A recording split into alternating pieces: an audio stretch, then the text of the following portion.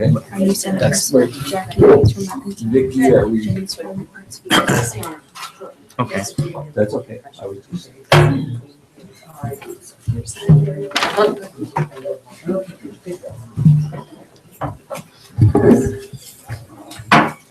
Call this meeting of the LCCC Board of Trustees to order.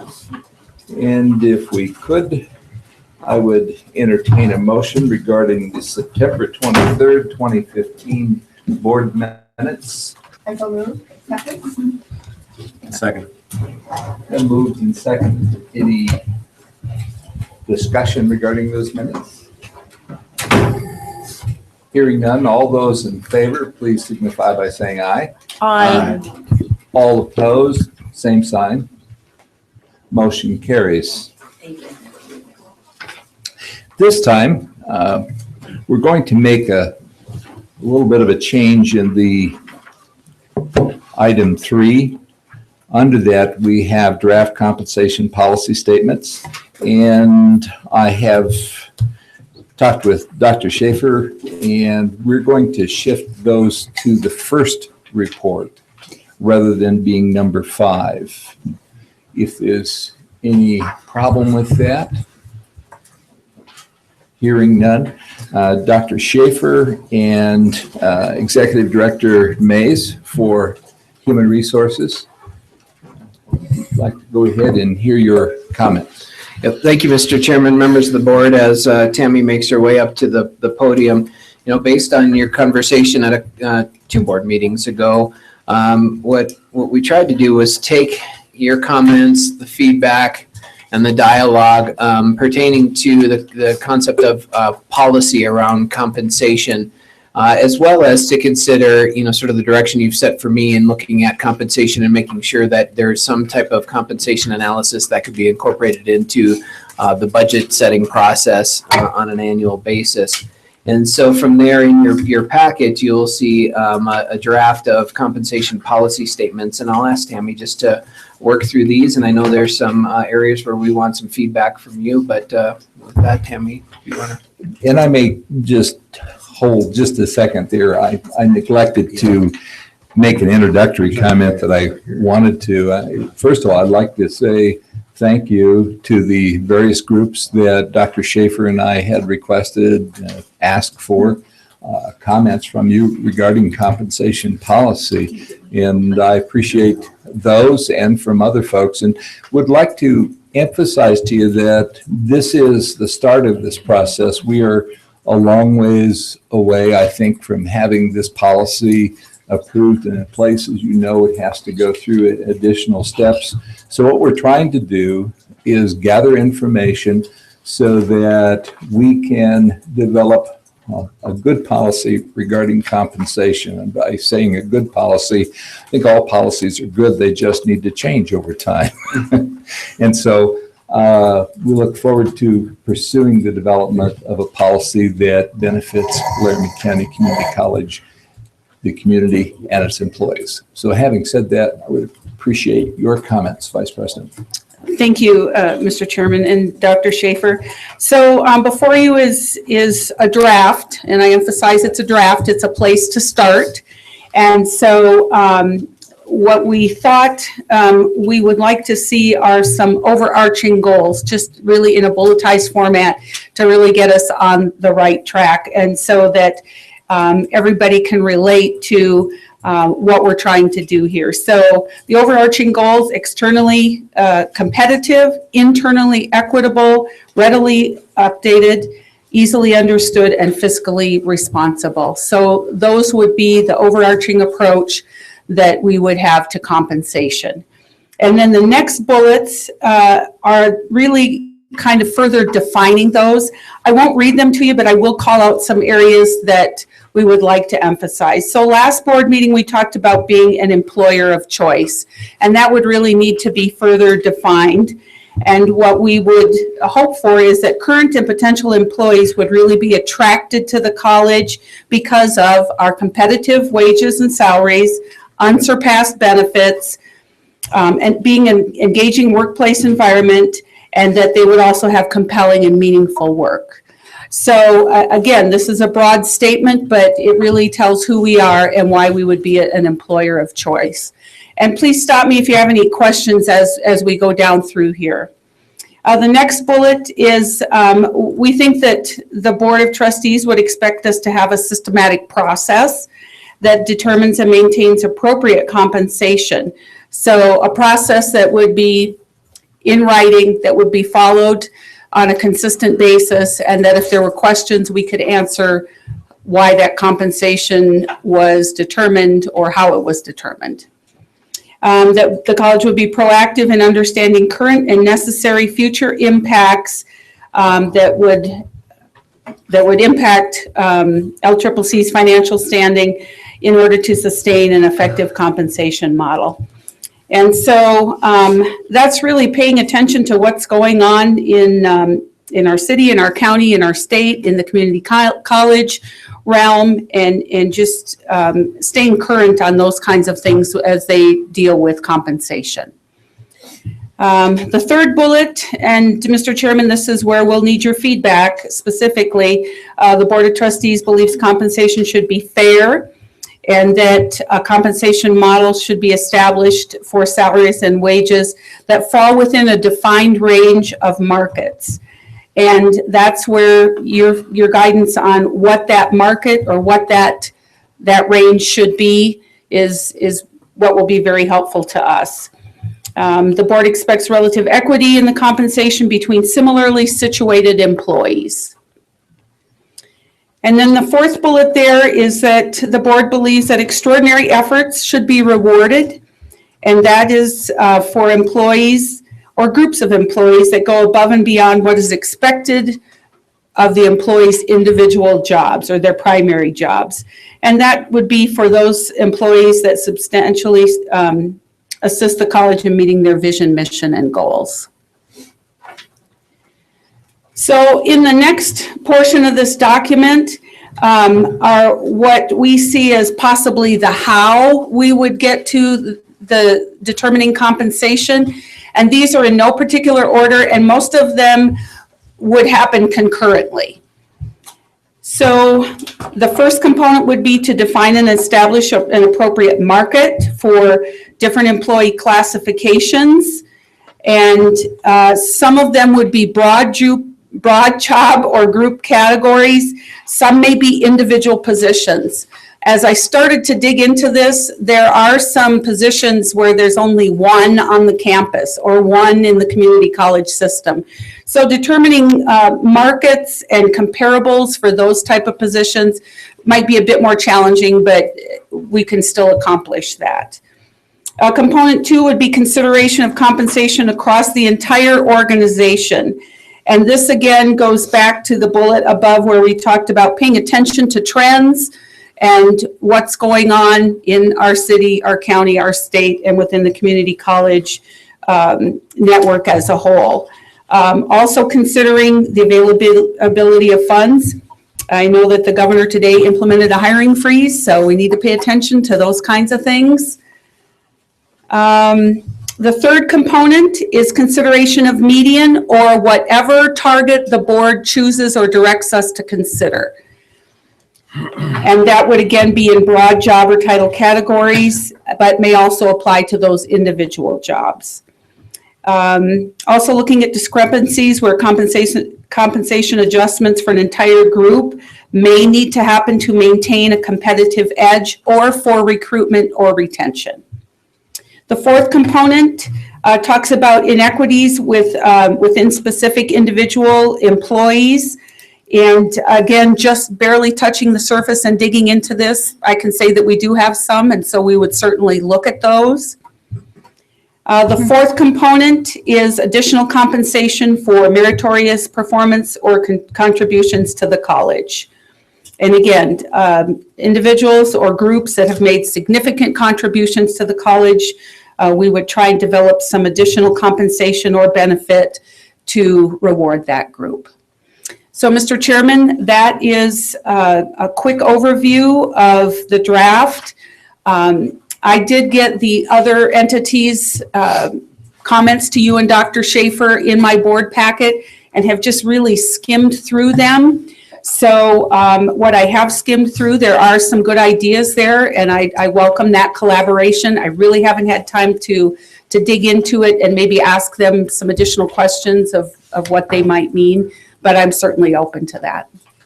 And with that, I stand for any questions. I think we'd like to start with trustees with some questions, and then when we finish with our questions for you, I think we'd like to go ahead and have the other groups, and then we may ask some additional questions later. Certainly. So, fellow trustees, questions for Mays? Do you want to start? Because I do have some questions. Go ahead. In regard to, first of all, I'm very pleased to see the attention that this is getting, not only by the administration, but by the various groups that have been requested to submit us information. And I know the rest of the board members share that particular view as well. And as I look at the presentation that you made, Tammy, is on the overarching goals, number 3, the Board of Trustees. Incidentally, I'm kind of proud of I'm working this thing.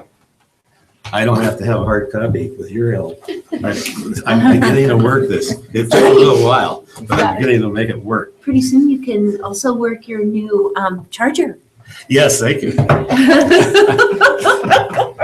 That's an inside joke from what happened earlier. Okay, well, in number 3, it says the Board of Trustees believes compensation should be fair. The word fair, I think, is not a good word to put there, because fair is interpreted many ways by different people, depending on where you are in the rank and file and who you are. That's going to make the definition or define it. So, what's fair to me may not be fair to someone else.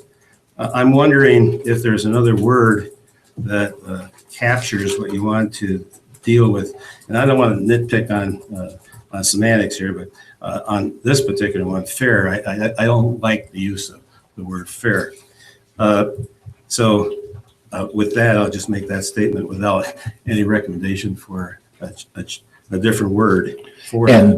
And trustees, I think that's a good approach that at this point, because we're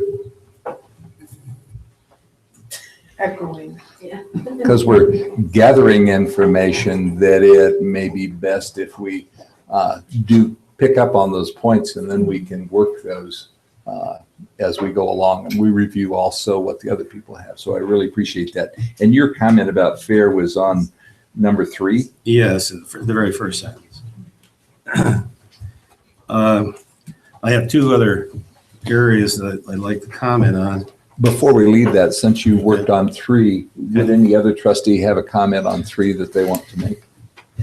Mr. Chairman, members of the board, that is the one area where we would like some feedback on what you would like us to target. And again, it doesn't have to be a specific number necessarily, but when we drafted those, and even in using the word fair, what we were trying to get at was that the wages, the compensation would be equitable to the market, that which a person in a similar job could find employment elsewhere. And so we don't want somebody doing a job that requires X responsibilities where the market says they should be paid at this level, but we're paying them below that. And then also referencing the inequality perhaps between similarly situated individuals on campus, where one person is making more with same responsibilities without justifiable reasons. That's where the terminology fair came in. Fair by comparison to the market for the work, fair in terms of similarly situated individuals. But it's interesting when we talk about, are we shooting to be at the median of whatever market, whatever data we use? Are we shooting to be above the median? Are we wanting to be in the upper 25%? Or do we want to be at the very top? And each of those has a different impact on how we would ultimately calculate the budgetary impacts, how we would do compensation placement for hires and all of those things. And we really could use some feedback from the board on where you would want to go. And certainly, I think Executive Director Mays and I are both going to give you recommendations or our thoughts on, at the policy level, that is something that we want to hear from you. And I would tell you, don't balk at saying you want to pay at a certain level. You want good people that are willing to work hard and stay employed and do great work for us. And you have to pay for that. And there's nothing wrong with that, even in the public sector. Trustee Little. Mr. Chairman, thanks, Joe, because for inviting us to comment on that. I do not think we should be at median. I think we should be at the top end of the market. I like your idea of at 25%, like within the top 25% of the market, something like that. I like that idea because I think I would like well, we talked about this last time. I would like people to view the college as a great place to work. And that includes a place where you get competitive salaries and that there's a structure of employment that's fair and job duties are well-defined and it's fun and there's an environment of camaraderie and, you know, all those things. So I would suggest the top 25% of market. But that's without seeing the market or how that would affect our budget. Mm-hmm. And maybe if we look at the budget then and say, ooh, you know, paying the top 25 of market is going to take us to a place we don't want to go, then, we can adjust that if we have to, because we have to weigh our priorities. But off the top of my head, without seeing numbers, that's where I would like to go. And I appreciate your comment on the sustainability, but let's hold that if we had a decision about, and I like your suggestion about the top 25%, then we have to look at what we would do to make that sustainable. So right, okay. That would go on. So I'm trying to keep this focused and you're doing a good job. Anybody else, other trustees on item 3? I guess I'd like to continue that a little bit. On 3? Yes. Okay. Because it's prompted by the comments that Trustee Little made. Last week, I had the opportunity to sit in on the, whatever you call that, Dr. Joe, the group that's having a refresher of what's going on with our strategic planning and the evidence that we're accomplishing things on our various goals. And there was a healthy discussion for those of you that were not at that meeting about our vision statement. And more specifically, relevant to what we're talking about right now, is that we're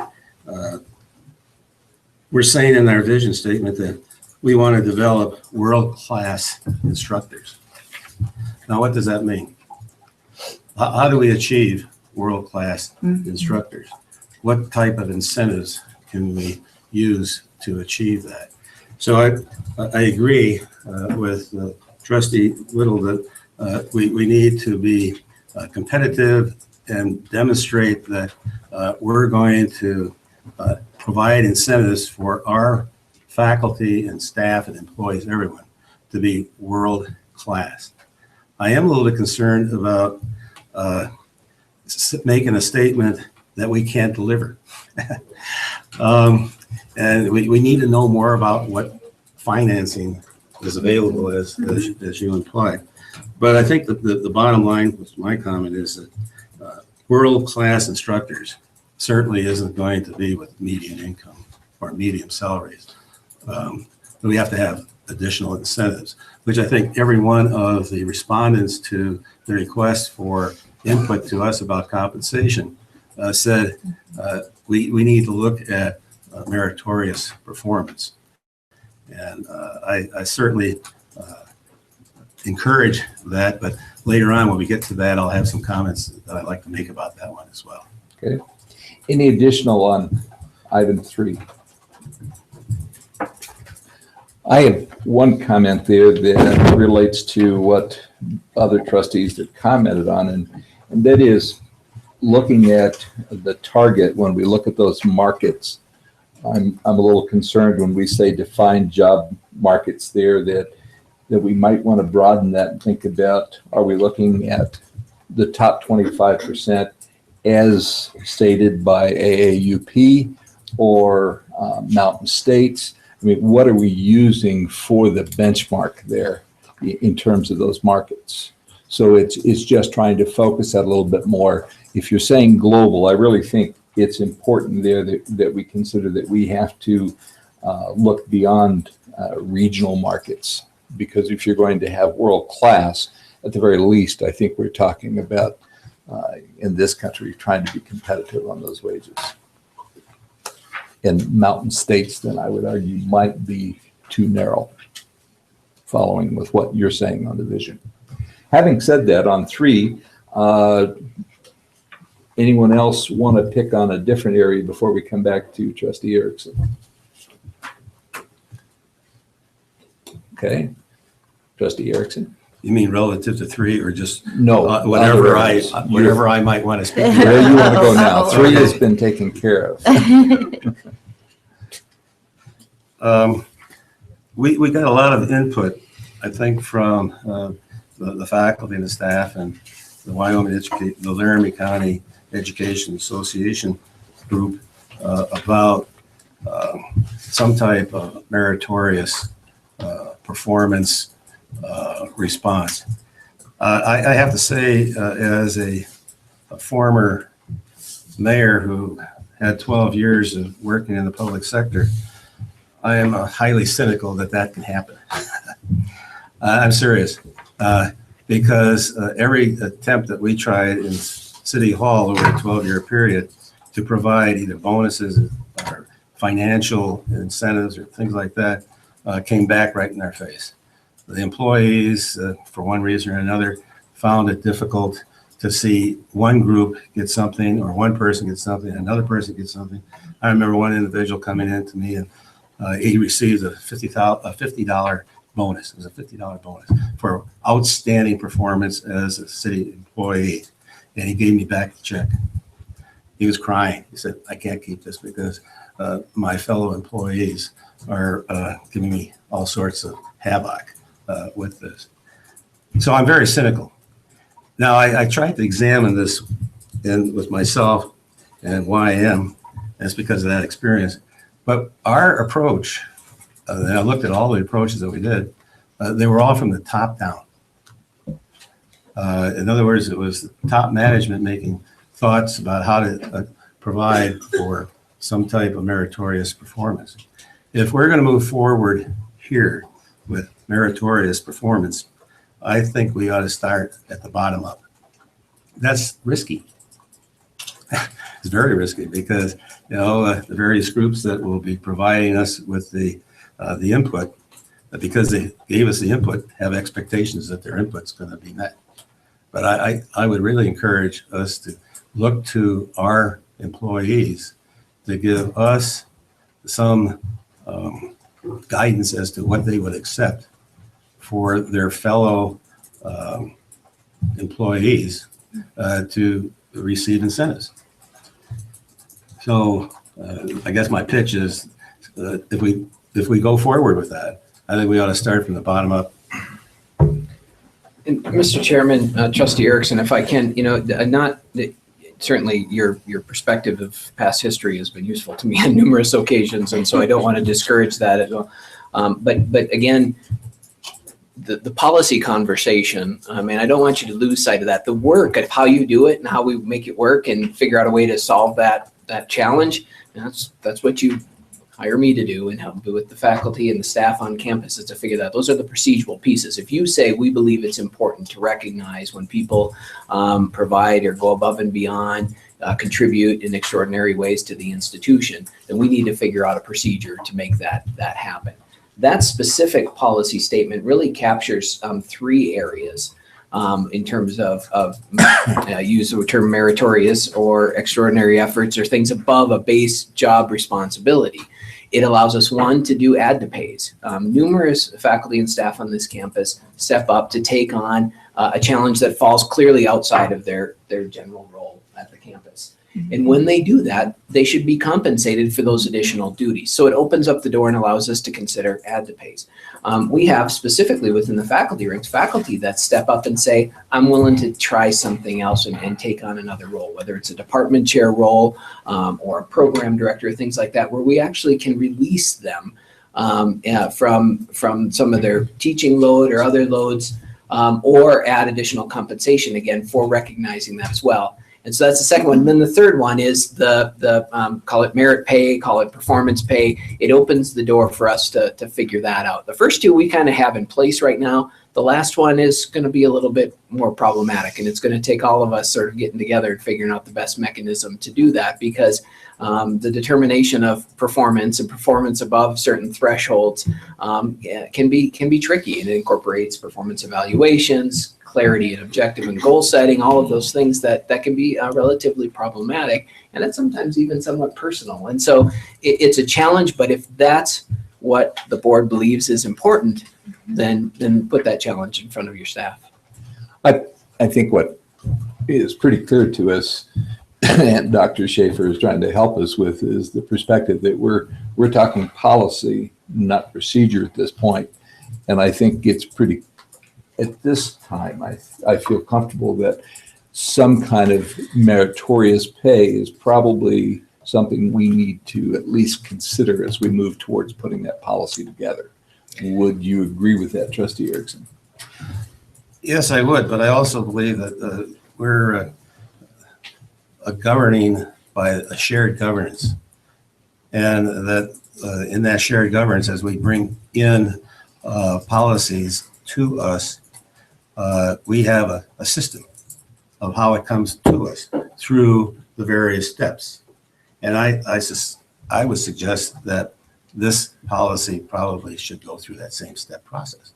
Well, Start at the bottom and come up. And Mr. Chairman, Trustee Erickson, in fact, you're actually probably giving this additional attention early on in the process. So these policy statements, however they end up, will become part of a draft policy. We will then create the procedure to accompany the policy, and then that goes through the full internal process, the vetting, the consultative feedback, all the way before it'll actually even get back to you for the final approval. So very, very early in those stages, as I think that the chairman has pointed out, and it does go through that entire process like all the other policies and procedures do.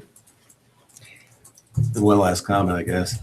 If my comments gave the impression that I wanted to micromanage the procedures, that was not my intention. My intention was to do two things. One is to say, I don't think it'll work. I'm sorry, I don't think it'll work, but I'm willing to be surprised. But if a try at it would probably be a different approach rather from the top down, from the bottom up. Very good points. Chairman Mosier, I guess what I heard Dr. Schaefer say is that he either would like us as a board to charge him with the responsibility of looking into it and giving us the ideas of the college and the people that you work with, or to not do that, that it's really your job. Mr. Chairman, Trustee Merrill, what I'm suggesting is even things like Trustee Little's comment about the budgetary perspectives, those are certainly things we have to consider as we implement procedures. Mm-hmm. Don't let those cloud your interest in setting policy. If your policy is that we want to be an employer of choice and we want to target that upper 25th percentile, that's a policy statement. And then we can consider, is that feasible? Can we do that? But don't compromise your policy. If you want to reward extraordinary contributions to the college, that's a policy statement. That's where I want you. And if that's important to you, then that's why you hire me, and we hire lots of wonderful people to help us figure out how to do that. And so that's really what I'm encouraging you to set that, and don't necessarily be afraid of what you believe as a board should be your policy direction. Mr. Chair? Before I do, I promoted Executive Director Mays to a Vice President earlier. Oh, thank you, Mr. Chairman. She moved in her market analysis. I saw. I wanted to let you know that maybe for a little bit, it's going to take a little longer. If you want to rest, take a chair, you're welcome to. We'll get you back up there if we need. Trustee Little. Based on President Schaefer's comments, which I agree with him on those things, I would encourage the college to reward employees for extraordinary efforts. I think that would be great. I would like to see that in our policies. Our council would like to comment, I felt. No. No. Not right now. You're working through it. We're working through that. Okay. All right. Did I miss Trustee Barker? You had your hand up earlier, I thought, or something. Mr. Chair, no, I actually, I appreciate Joe saying that. Because as I was reading through this prior to the meeting, you can't help but ask how is this going to happen? And Yeah. I think oftentimes we, and me, I want to get into the weeds where I have to keep the big picture in mind. And so I appreciate that point of view. It's the policy, not the procedure. And I must say that with the group's comments back to us, they did a good job of staying at that. There were some comments that, yes, we're down in the weeds, but overall, you gave us some good direction in terms of policy, and I really appreciate that. So having said that, are there other comments at this time, or would you like to hear from the other folks at this point? If you've got more comments, I'm very open to take those.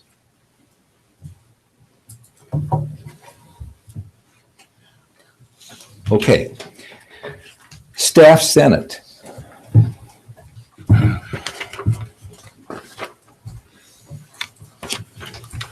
Candy, I do appreciate your comments that you sent to us. I Well, appreciate that. So if you would, and this would be true for everyone, we've had a chance to look at those. We would like you to kind of give us the overarching points that you feel we should really, we're going to pay attention to all of it, but if you would bring those forward to us, and then we might have some questions on those.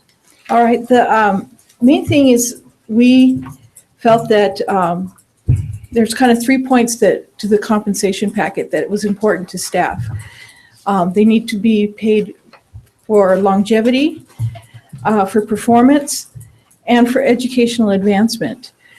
There are a lot of areas around campus where they're kind of stifled as far as educational advancement. It's hard for them to find a niche where they can advance in their job, according, for a degree or something like that. But there's oftentimes certificates or other types of education that they can do to advance themselves. We also felt that it was important to have a broad market, not just locally, but statewide, regionally, nationally, whatever, because so many of the positions within the college are very specific to a college setting. You're not going to find, for example, another exam lab proctor out in Cheyenne. I only know of one other place where they would have one, and I don't think they do anymore, and that was out at the base. So there's other positions that are just not, they don't translate across the local, unlike, say, the custodians or security or some of those other positions where they could go to the school district, or they can go down to the police department, or they can go to a local company and get a job that is the same. I think are there any other high points that we need to? Looking at me, so. Yeah, Amy? Amy, if you would, go ahead and introduce yourself. Yes. Hello, for those who don't know me, my name is Amy Ellman. I work in academic affairs, and I'm also the vice president for classified staff here on campus. Thank you, Amy. Thank you very much. It's nice to be back up here. I do certainly appreciate all staff do the opportunity that we have to present our statements, our points, our thoughts, and our ideas to the board, as well as to Dr. Schaefer. We really appreciate the opportunity. It was definitely hard not to get into the weeds of things, to not try to, go into detail of the budget and how's this going to work. And, some of the areas that we looked at talked about groups, just because my title is the same as the other group on campus doesn't mean we do the same work. So we were worried about a couple of those things, but that's certainly down the line. I think Candy hit on most of the things we definitely looked at, and I have it all here.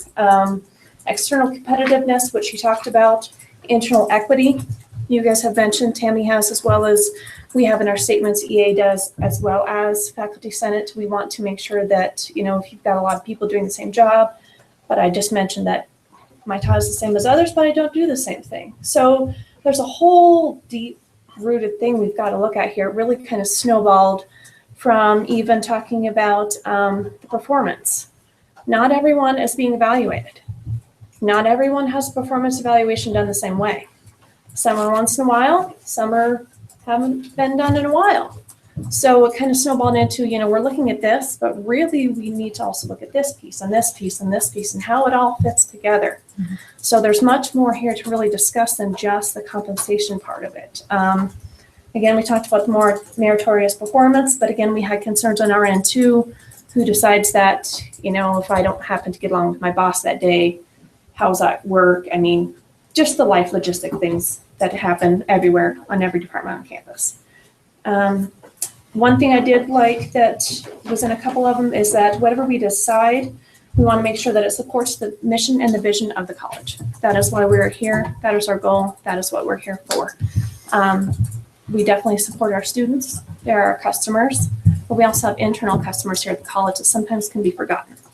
We also have the employees. So we definitely want to make sure that they're remembered too and compensated as needed and appropriately and equitably. Thank you. Would you stand for questions? Sure. Okay. Trustees?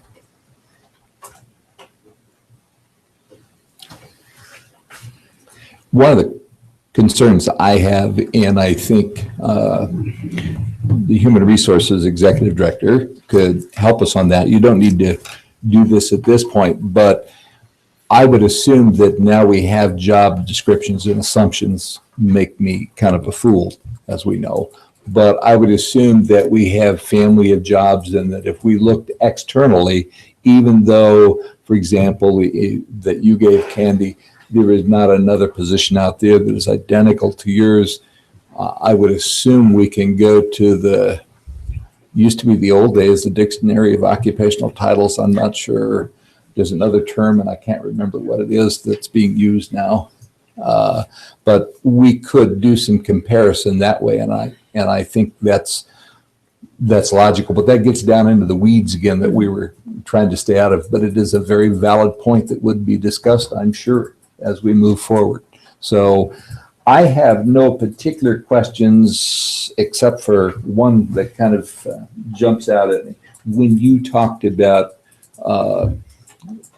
competitive, what do you see as the competitive market? Do you see local? Do you see tri-state? What did you guys talk about when you looked at that? It was pretty wide, at least the surrounding states, other institutions within the state. We might even look at like College America or the other, University of Phoenix, those that are within the state as well. But I think definitely the region, Montana, Utah, Nebraska, the Dakotas, Colorado, even within the local markets, there's some discrepancies amongst wages. Would that area constitute that she just mentioned, the mountain states? Mr. Chairman, members of the board, yes, that's roughly what we look at are the western states. I don't know if both Dakotas are in that or not, but certainly Utah, Colorado, Montana, New Mexico, Nevada, the western states that calculate. Okay. Yeah, those data. Fellow trustees, any other questions for these folks? Again, I appreciate the work that you put into providing these, and these are definitely something that we're looking at as we put together the policy, as I hope you can see. Thank you very much, Amy and Ken.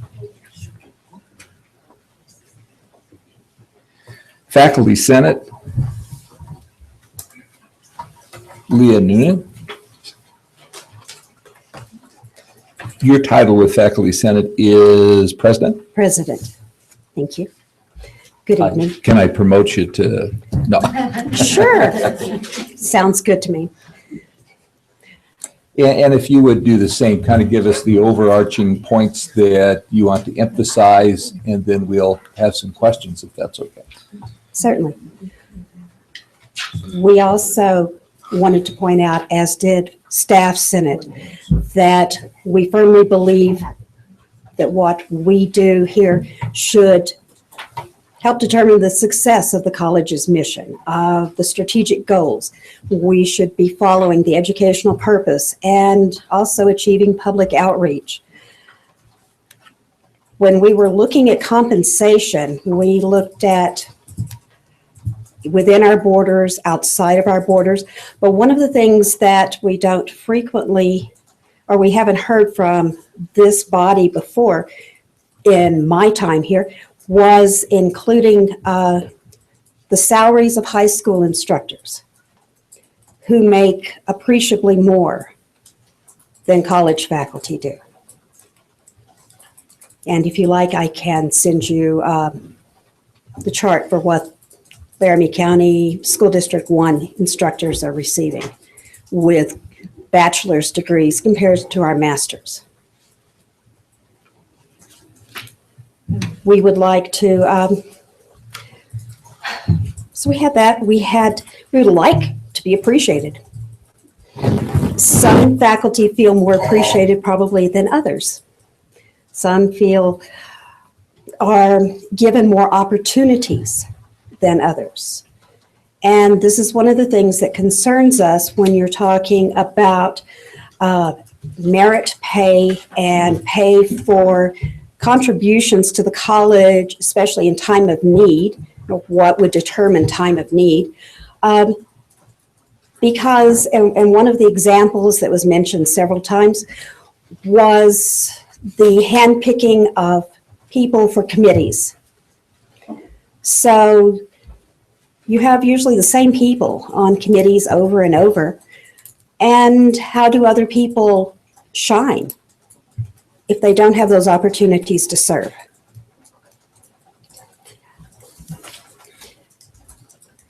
And you've talked a lot, and including in our mission statement, about attracting world-class faculty. We have world-class faculty here, but we don't see enough effort to keep us. When we are paid less because of the lack of those step pays, of those steps, than incoming faculty, you're losing your senior faculty, your experienced faculty at an alarming rate. And I hate to see it happen because you're losing the mentoring that goes to the newer faculty. You're losing those connections to community that we have spent years building, and the programs that we have devoted our academic lives to developing. It really hurts. And this is a huge thing to us, and you see throughout the comments, the emphasis on longevity. Go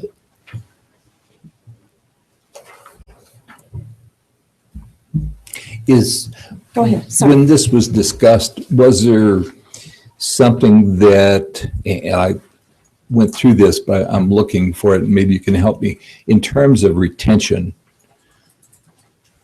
is there, beyond using the term retention in the policy statement, is there something else that relates to both the longevity and the retention? Is there another way that you or your group is suggesting that in the policy we can incorporate that? Other than using the term retention as a key, but that's not saying everything that you're talking about. I did not hear something stated to that effect, and I could not address it without talking to the senators first. I'm sorry, I don't have a better answer for you. Okay, thank you. Certainly. The other points that we had were some areas are being very impacted by the current policies and procedures, such as the career and technical fields, who cannot move past that first category. You frequently find them in fields where it's a terminal degree. There is no master's, there is no bachelor's program for a lot of the things they teach. What they are being paid here at the college is so much less than they, and myself included, could make out in the real world, if you will. So the reason we're here is because we love teaching and we love the students. But it's difficult to pay your bills with that. So the current, what you're saying there is the current step and advancement does not provide for terminal degrees. Correct. Can you fill me in a little bit? I received one of the comments related to Master's Fine Arts as being a terminal degree. I'm Who else is not here? clear on that. Maybe down the road that could be Okay. clarified. Okay. Certainly. Yes, later, down the road. Don't Okay. have that knowledge. can- Sorry. Okay, that's something that I'd like to receive a little more information on because I was not aware of that. If you wish some more information right now, Dave Curry is here who could speak to that if you wished. I think, Not now. would you be speaking to the Master of Fine Arts, Dave, or would No. you be speaking to the Career in Tech? Mr. Chairman, I can answer. I don't want to put Dave on the spot. Yeah, no, actually, I would like to hear you answer the question about the Masters of Fine Arts. That would be interesting.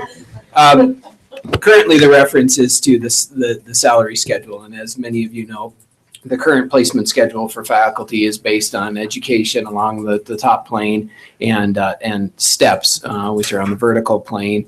And I would never get the y-axis, x-axis, I guess they would be. Do I have that close? I know it's one of those two.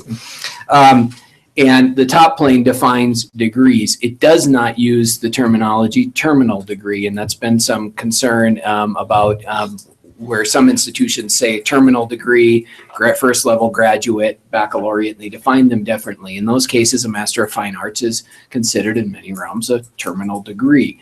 Our process there, our current schedule does not incorporate that terminology now. So it's the different scale based on the leverage. So by interpretation, as it sits right now, an MFA is not a terminal degree.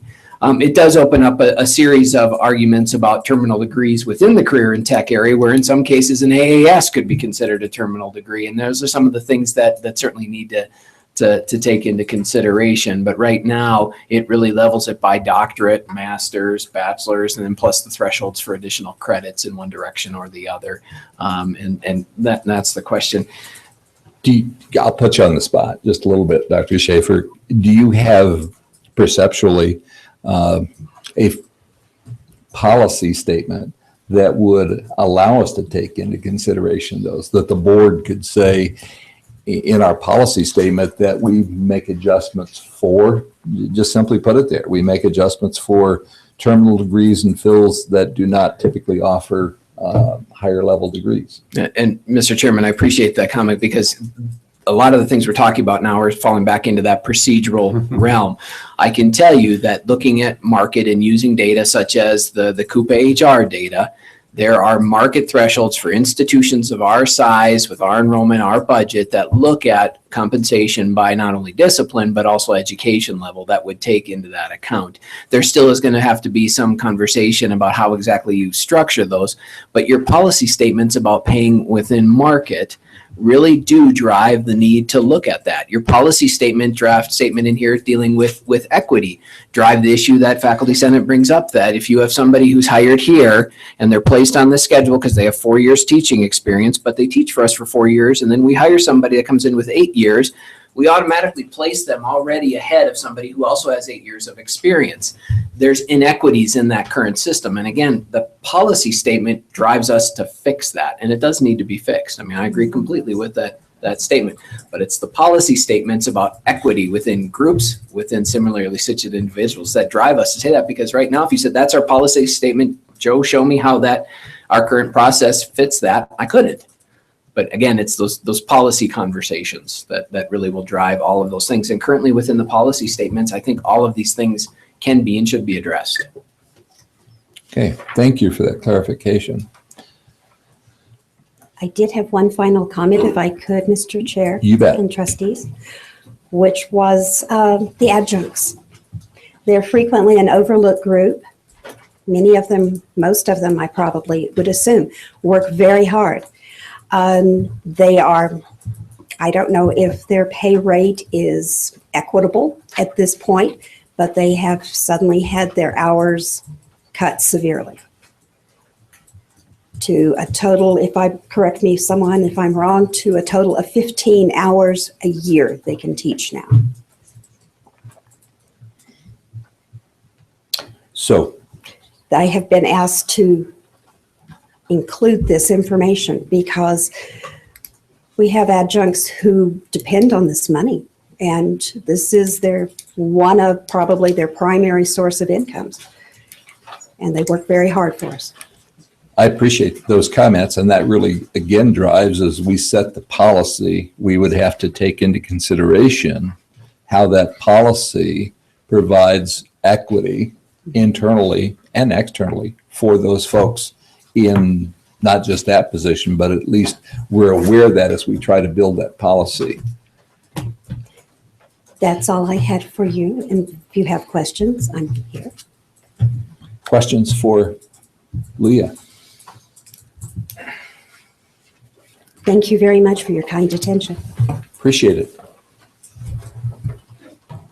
Again, I think we're doing a pretty good job. It's easy to fall off the track and get down into the weeds, but staying up at the policy level, I think we're getting a lot of good information that makes us aware of the issues that our policy has to address. Because if it doesn't, then as Dr. Schaefer indicated there, if it doesn't address it, he's not going to, with his staff, be working at trying to make sure those areas are taken care of. So interpretation of policy is always fun too, right? Having said that, the next group up is LCCEA. If you would introduce yourself, we're a little early in the year, so I'm kind of asking you to do that for the room and for other board members. Thank you, Chair and Trustees. I'm Megan Kelly, LCCC. You already received the document that I sent out. I did try and just summarize the important piece in the first paragraph, so when you're looking for the main points, that's where the main points are. And then it goes into other comments. Really, I just aggregated comments rather than summarizing or doing a nice statement. So I really liked what Staff Senate did. So the main points were that it would include something that LCCC values its employees, will offer compensation to both attract and retain employees, implement the policy equitably and consistently. And I saw a lot of that in the stuff that came out of HR and from Joe. So thank you for asking for our input. There it is. I'm not going to go through the whole document with the points because I think a lot of it was more procedural stuff, but we did ask in there that we feel a lot of people felt like it will be very important for us to have input when the policy does come out. So we look forward to giving input then also. Okay, questions? I did have one for you. Talk to me a little bit about any discussion that might have addressed market. There's been a lot, even before this, as far as market, defining markets.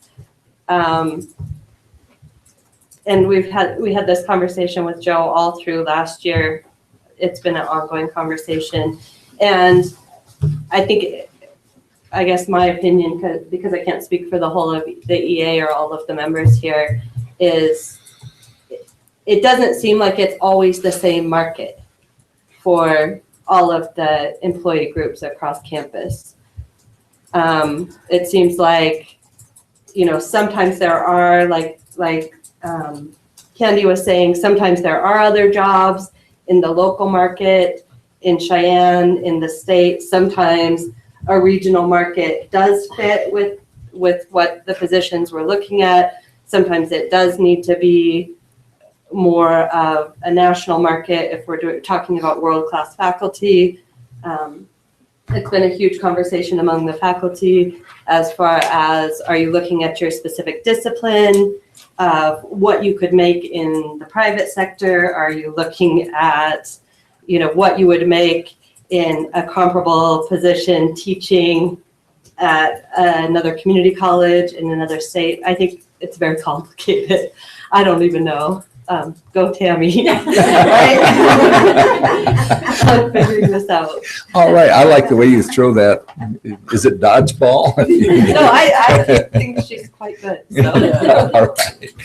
Any other questions? Thank you. Appreciate it very much, Megan.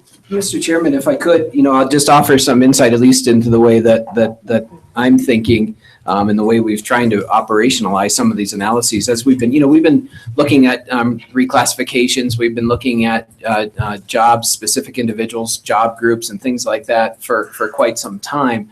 And in general, the direction from at least my perspective, until there's something more firm, market essentially is the geographical region in which we have to look to be able to pull a qualified applicant pool to fill our jobs that are available. And that same geographic region in which we're at risk of losing our employees to if we're not competitive. And that's really the simple definition when we look at a market. And so as Megan aptly pointed out, you can look at certain jobs where we can draw a qualified quality applicant pool from Laramie County, from the southeast portion of Wyoming.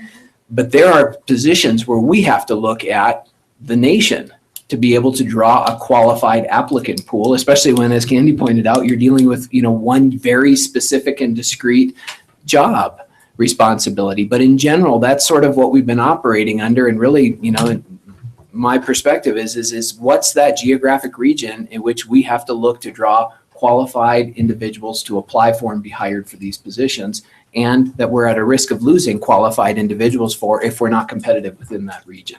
So I can tell you, we're probably not going to lose, say, I always hate to pick on the custodians or the security, some of the other folks we've been looking at. Many of those folks aren't going to relocate to New York City because of a better wage job. Not saying it wouldn't happen, but I'm guessing that they're not. And we can generally find a qualified pool if we're competitive within that region. If I'm recruiting for a biology faculty member that I want to be doctorate trained and have experience, they may very well consider one of the State University of New York community colleges or the City University of New York. It's a different position in a different market. And for us to be able to generate those pools, we have to think differently about the positions. It's certainly not easy, but I think we've got a handle on how we can approach that through the data that are available. So thank you, Mr. Chairman. I just kind of wanted to share with you, as the terminology of market keeps popping up, sort of the operational way we're thinking of it, or I'm thinking of it. Okay. Sir. Trustee Dubois. I'd like to make just two very mundane comments. One is that merit pay in secondary school districts throughout the country have been creating a policy for it has been a major for as long as I can remember. And it's very, very difficult to come up with a policy that will make people happy. Secondly, also, we have the educational competition. I would like you to think about the hospital competition for good staff, because there are several very fine major regional hospitals, and they're all vying for the same people. So, I admire all of you for working hard, Joe and Tammy, and all of you that have taken these to your committees, because this is an extremely difficult policy to come up with, and then to complete the procedures from it, not easy. Thank you, Trustee Dubois. Excuse me. Other responses? I think we can ask for the public at this point, correct? Sure. Are we missing one? Isn't there another one on the list? It's Other Jerry's. responses? Okay. It was All right. Jerry's. All right. Yes. Jerry.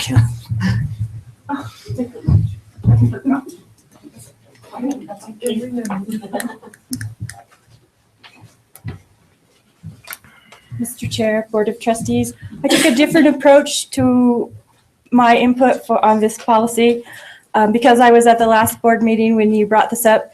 I thought it was an interesting topic to take to my students. So after I talked to colleagues, kind of one-on-one or small groups, in my Principles of Management class, we were talking about culture in business and how important that is, not only as an employee or a person who wants to start a career, but also potentially as a manager.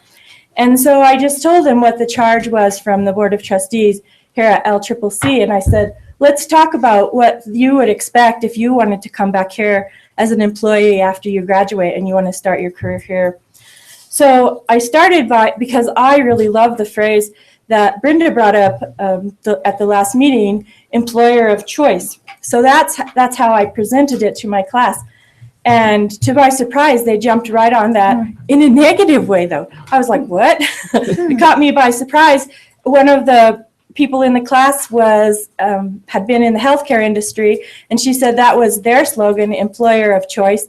And what that ended up meaning was you have a choice to work there, but they have a choice for you not to work there. You have a choice to work want to make a choice to work full-time, and they have the choice to let you only work part-time. So it actually worked against that culture. I'm not saying that it would here, but that's another thing. That's one of the inputs that they provided. Another one was, how are you going to back that up? That you're an employer of choice. So if we come up with a phrase like that, we need to be able to stand behind it.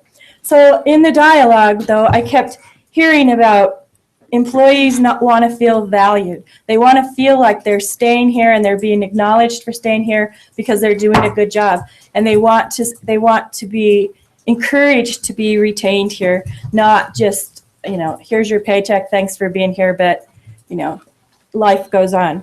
They really wanted to feel that they were respected. I couldn't not use the word assets because I teach accounting. And so I'm thinking, okay, here's what we're talking about in terms of resources. Are we going to spend money for the assets of our human resources, or are we electing to spend money on equipment and whatever? So that's a real fundamental choice that we have to make from the financial side of it. Okay, so we want competitive wages. I totally agree with what Joe just said in terms of look at the market that we need to hire from, and that should be the market that we are looking at compensation from, and that's going to vary by the job. I absolutely agree with that.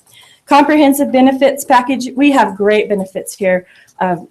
There's no doubting that. We absolutely do. And they want an innovative and supportive work environment where they can do fun things, they can try different things. They're not going to be penalized if it doesn't work quite like it came out or quite like they planned, but they are encouraged to always be inventive. And then we talked about a new concept, at least in the reading. It gave me a chance to introduce this to my students. And we've all heard along through the years a work-life balance. But the new thing is a work-life integration. Mm-hmm. And so I can give you a perfect example in our president, because it's not like I email him every day. I don't, I assure you of that. But when I do email him, sometimes he sends me back a reply at 10:30 at night. Sometimes he sends me back a reply at 7 a.m. So it's that integration. It's how we find that, and with technology, that's absolutely possible for all of us. So I grade online stuff late at night. I grade it, Saturday night. It's whenever it works. But by the same token, there are also times when I need to be away to do something else. I need let's just say a doctor's appointment or a chance to go see, I don't have kids, but a kid's school performance or something. I would like the flexibility to be able to fit that into a work day if I need to, knowing that I'm going to make up for that along the way with the integration that I have at night or on weekends. So that's what people are really looking for now, is some understanding from a work environment that, yeah, we get it. These are important things in your life, but so is your work, and this is the livelihood. So that's what I mean by the full work-life integration. And it's always about meeting the needs of our students in this dynamic learning, higher learning organization. That's what we're all about. That's what we want to be about. And I think an important part of the policy. The other things that I had in there have to do with the fairness or the equity and bringing new employees in at more compensation than current employees. And it's because we haven't been able to move on the steps. And so now we're seeing a lot of inequities that's really causing morale problems around campus. So. Any questions for me?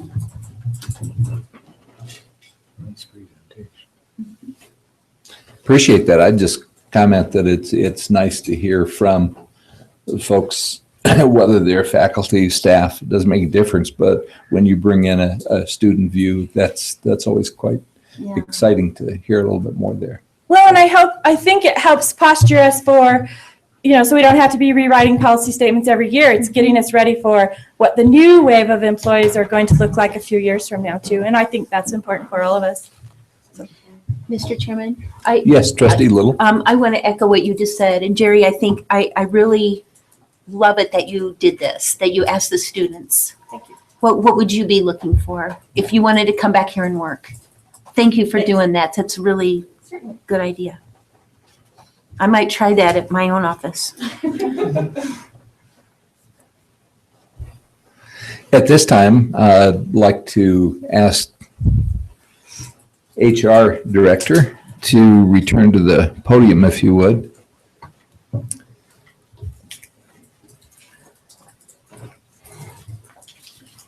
Yes, Mr. Chairman.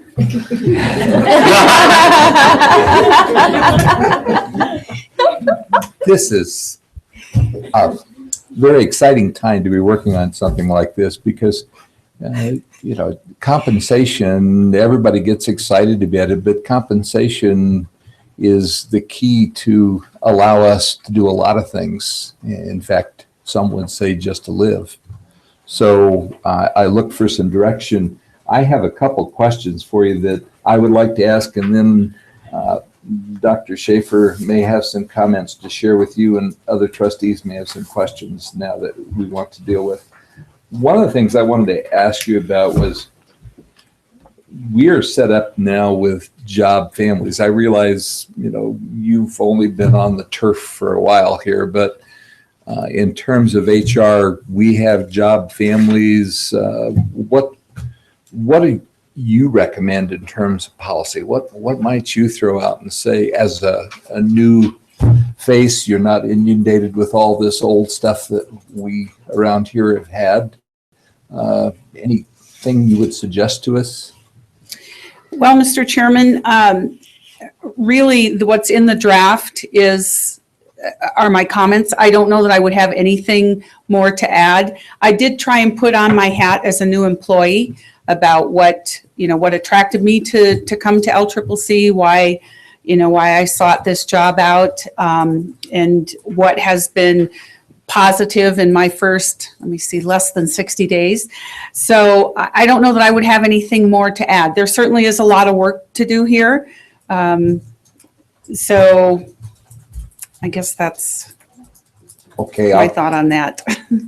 I'll come back to another question. We do have job descriptions, with the exception of faculty, in place now, correct? Not in every case. So that as we work through the compensation, that will be something we need to have. Yes, and we're already working on some of those. I think there's very few, but there are some individuals that don't have job descriptions. Okay. Other trustees have made comments regarding meritorious pay or pay for performance. And my background at one point was teaching human resource management and being involved in that area. And one of the things that frustrated me over the years when we looked at meritorious pay and all the research and studies that have been done, and I see it as a challenge for this board. It's quite interesting to me, but when you look at that, the policy, we would have to have it such that we have to have the monies to fund that. And you have to consistently have the money to fund. And those meritorious programs have, to me, a real challenge, because you don't typically, when we budget, do we budget $20,000 one year for some meritorious pay and 5 people are eligible for that? Do we give everybody their share of that? If we have 4 people the next year, do we, and I know I'm down in the weeds, but my question really speaks to this issue of the challenge of merit pay. Now, if we're doing additional pay, that's another issue for work that is being done. And I would give an example, and I hope I'm not hitting too close to home, and I don't know exactly how it was handled here at the college, but we've, in order to, as Dr. Schaefer has pointed out, in order to provide some opportunities, we now have department chairs at schools. Is that? Okay, I did get that right for a change. Department chairs at school. That's not meritorious. That's an add-on duty, correct? Yep, Mr. Chairman, and again, that's why even in the draft policy statement, you won't see the word meritorious. You will see for doing I'm sorry. additional contributions above and outside of the basic job responsibilities of the position. And that's one of the reasons why we stayed away from the concept of meritorious or just merit-based pay, because what we're talking about is a much broader perspective of when people contribute above and beyond what we hired them to do. That. And I really appreciate that, because when we look at that, and that's where I kind of wanted to get, we are talking your base position, your primary position. If you do something else, then we need to have equitable pay for that too. Mr. Chairman, that is correct. I don't want to jump in front of you, Tammy, but that is correct. And so when we talk about are things that are typically additive, and in some cases they're job related and we need to pay to get this work done. And if it fits within X budget because we plan for it, great.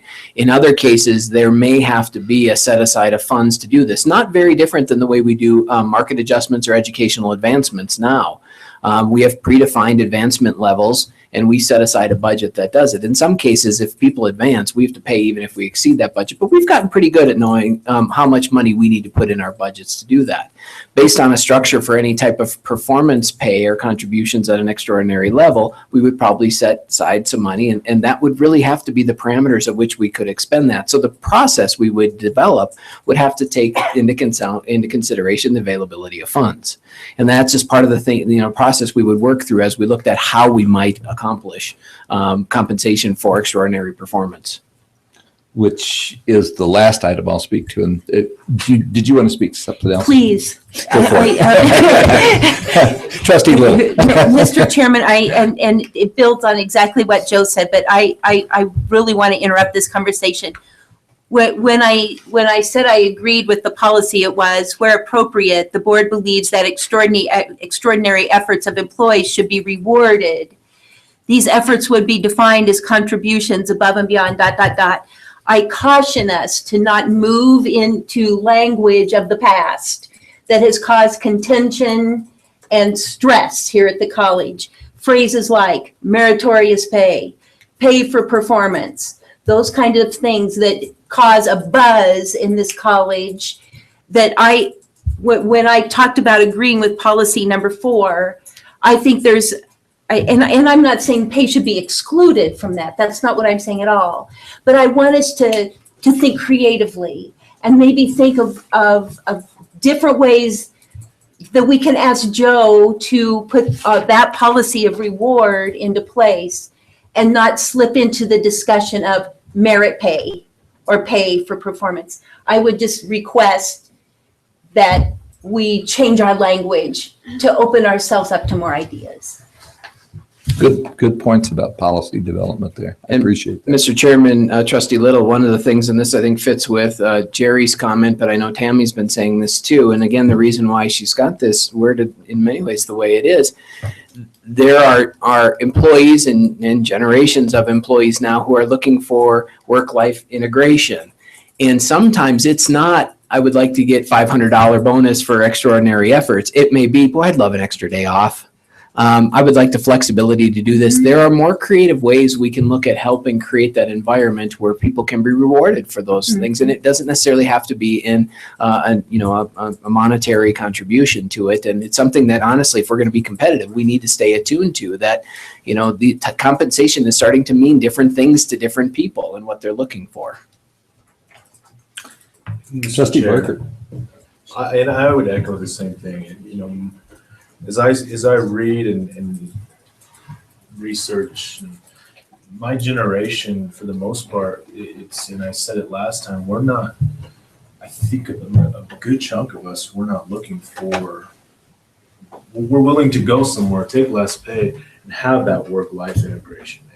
And that's what I keep thinking about as I read through this. I keep thinking about, I love to go to work and think, man, if I have something, my kid has something going on, I shouldn't feel bad for leaving work for an hour to go do this or that and have lunch today. And I think that is more how our generation and the future generations are starting to think. Pay is good, but I'd rather be able to step away for 3 hours out of my day, work at 11 o'clock at night to make that up. So I mean, and I keep looking at this and I can't help but think more that way than compensation. And while I think some folks for other generations would think purely about pay. Are you looking at me? Who wouldn't want some more money? But those are my thoughts. Mr. Trustee Chair, Little. and Brad and I are exactly thinking the same way on this. And I that's what I hear from the folks who work with me in my office too, is more of that kind of freedom. At the same time, there is one part of pay that I feel passionate about, and that's gender equality in pay. That I do feel passionately about. So maybe even though we can sit back and say there are more things more important sometimes than pay, and there's the work-life integration, and I love that phrase. That's really nice. I agree with all those things, but I also want to make sure that women and men are being paid the same for the same responsibilities and the same job. I do feel passionately about that. Mr. Chairman, Trustee Little, I believe we took that in consideration as well in that area 3, equity. You'll see equity in here in many of the comments, and that's the thing when we talk about similarly situated individuals. If you're doing the same work, we should be compensating within that range as well. Any other comments? I have a comment to be thinking about, because it appears from the policy statement that's been provided to you, what's highlighted is an effort to focus in on a specific type of target. And so I actually would advise against honing in on like a 25% or above, or getting that specific based on some of those comments you've provided and based on fixing yourselves into a policy that you can't get out of and binding future boards to specific dollar amounts within markets. But recognizing that there are other forms of compensation which you've just clearly identified and value, which is it doesn't necessarily have to be in monetary compensation. So we really need to be mindful about that we're not providing inconsistent statements, that we're going to promise to pay this threshold within the market, but also pay in flex schedules for the work integration concept. So be very cautious with how you move forward in addressing the requested highlighted target. Thank you, Tara. You're welcome. Thank you. Mr. Chairman, we easily get into the weeds because you brought us there, because you wanted some feedback, and we gave you the feedback. The actual budget development and plan and management policy is different from what we've been talking about, and we'll be getting to that, I guess, in 5A, which I'll have a comment to make at that. Well, I really appreciate, I hope others feel the same way. I feel like I have, not only with what has been provided by everybody on this list here, but in comments I've received from other people just in general, that this is a very important issue and we need to get it right. I know fellow trustees have spoken about this to each other and to me at different times. And so I would look at us to try to have something that we can share, perhaps the first meeting in November. Mr. Chair, I'm confused. It seems to me that we have a draft before us on first reading, which is the budget development and management policy, that they will then in turn develop the procedures from some of the input that we've given them. I Am I don't believe confused that's here? correct. No. Okay. Would you like to speak to that? Yeah, Dr. No, Mr. Chairman, Trustee Erickson, different topics. So before you have first reading about the budget development and approval policy, that is basically the policy that oversees the procedure that has worked its way through and how the budget is developed.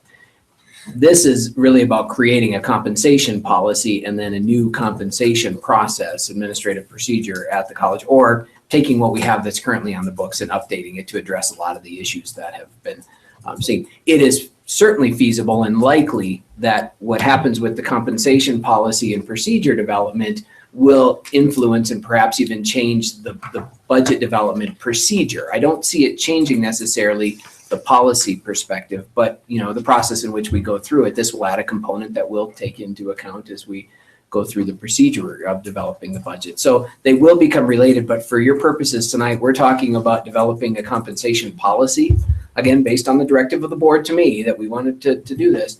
And then you're also considering on first reading a budget development and approval policy. This is a component within it. Well, Mr. Chair, then I guess I have to speak a little bit more, because my review of this budget policy, not the budget and development management policy, it implies that you're going to develop a compensation policy. The last line in the second paragraph, the board expects the president to safeguard the budget process and to ensure it includes broad-based inclusion of faculty and staff across the campus, promotes transparency, and maintains an essential focus on ensuring the college's fiscal health for the future and alignment with its mission, which we have approved, the vision, which we have approved, the values, which we have approved, and the strategic plan, which we have approved. So the guidance from us and the expectations are implied, I believe, in here. The only thing that I would add would be what I'm hearing most recently tonight is that we have a world-class instructors and we want to attract and retain. And that phraseology is not in here, the attracting and retaining. Now, I guess if there's another there's another effort here to have a separate compensation policy. I'm not sure I support having a separate compensation policy because I believe it's implied that you are going to put this together within the fiscal constraints of our revenue and our capabilities and meeting the mission and the vision and the values of our strategic plan. So I'm off base on your ambition there, I guess. Trustee Erickson, what I perceive this as is this is a budget development. So the compensation policy is a piece that talks about a part of that budget. Well, it says budget development and management. It's both. So, but we haven't, to me, the development is a process that you're going to use to come up with a budget. And the management is the implementation of Right. what we want. And we want to give direction on specifically the compensation policy, which is not in here. Okay, and I guess I'm not on the same wavelength on that. I believe it's implied here. And we've had a very good discussion here, an hour and 15 minutes on what we think is important for guiding the administration to develop the procedures to achieve the various things that we've been talking about. To have a separate compensation policy, I'm not sure at this point that I share that ambition. Okay. As we move along, you may or may not share that. Well, that's why we have 7 people. And that's good. At this point, I would like to bring forth to the board for the November session a policy on compensation. And at the same time, I'll take a look and consider what you're suggesting there and see if maybe that becomes a part of this budget development management policy or maybe we still keep it separate. I'm of the mind at this point to keep it separate, but it might become perhaps a 1.1 within this. Okay. How does the rest of the board just kind of roughly feel? Do you think November is too quick? Would you repeat again, Mr. Chair, what you want for the first week in November? That we have a draft policy. This is There is no meeting in early November. November, what's our date? 18th. It would be for the November 18th meeting. Mr. Chair, who would Yes, be writing this policy? Proposed. the president and our HR. Okay. They would make that recommendation to us. We're going to review it, and that point, it might live, die, or. Okay. And it wouldn't be for a vote. Well, no, that would be first reading. No, actually, Mr. Chairman, according to the procedure on policy and procedure development, you essentially are the originating body for this policy conversation. From there, once you say, yep, we're pretty good with this, then it comes to the president's cabinet for review. We'd also have to develop the administrative procedure alongside. That's going to take us some time to go through. Then it has to go out to consultative feedback to the campus, where the feedback comes in, it comes back to the cabinet, may have to go back out if there's substantial changes, then eventually to college council. They eventually make recommendation to me. The procedure stops at me, and the policy comes back to you then for final approval. And you have two readings at that stage, first reading. I'm just too fast. Yeah, and that's what it takes, honestly, to ensure we have the robust review and conversation. And it's going to take time to go through the procedural parts and bring over what's working well, look at what's not, and, come up with some things that will make it better. And it's going to require, significant conversation. But so what you're doing now is you're setting that framework for us to make that direction and go forward. So I'm happy to work with Tammy, take the feedback that you've received, look at it, and take this and formulate it into a draft policy. And I would even say we could have that by the 28th of October. That's your next meeting. So if you wanted to look at it there. And it would come to us on the 28th, and our action on it would be what? Basically to say, we can live with this, start it through the process. And then know that down the process, you're going to see it on a first reading and have, again, a conversation. And then you're also going to see it on the second reading for your final approval. Well, if we can do it by October 28th, then I think that would be desired. Mr. Chairman, members of the board, the only thing that I would say that I heard and respect your legal counsel's position on the target, and certainly what that may do for feelings of binding future boards. The flip side of that is sooner or later somebody will have to pick that target without having any clearer direction than saying within market you're relegating that to me, and I'm comfortable with it. Other people in the room may not be comfortable with me having that, but eventually we will have to say, when I say, Tammy, we're hiring Noah, tell me what at this job, tell me what we should place him at. And somehow we will have to define those things. And so if that's something that is better to be within the procedural realm, I'm comfortable with that. But it is also a perspective of policy. Where do we want to be? I'll go either way. And like I say, I respect Tara's feedback there. The other piece, there are a couple other areas that we're going to need to get some feedback on, because likely if we come back to you with a draft policy on the 28th, I don't know that the terminology longevity will be in there based on where I'm at. Now, you saw in the comments and the feedback that there was consideration about longevity. And here's why I'm still a little bit on the fence about that. We've also said we want equity in similar pay for similar work, right? Mm-hmm. Gender and all of those types of things. We want equity within market.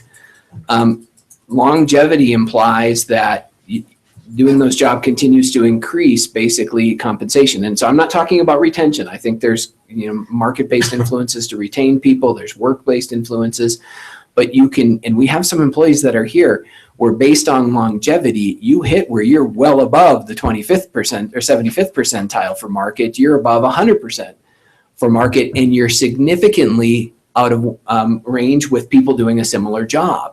So in my mind, it's hard to figure out how you create policy statements that aren't contradictory when you say longevity as well as equity, as well as market and all of those things. So I get the retention piece, and I think we need to do things with retention.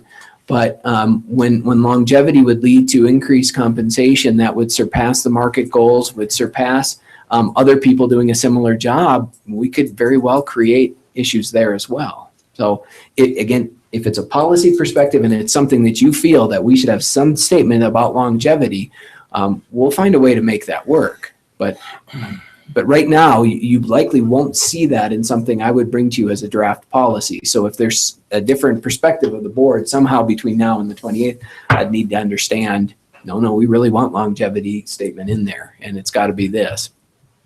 So those are the two pieces that I see probably lacking. Certainly, we could get something together based on all of this and bring it to you on the 28th, and we can have the conversation there. And if you want to think about it till then. What would be different about what's currently been provided?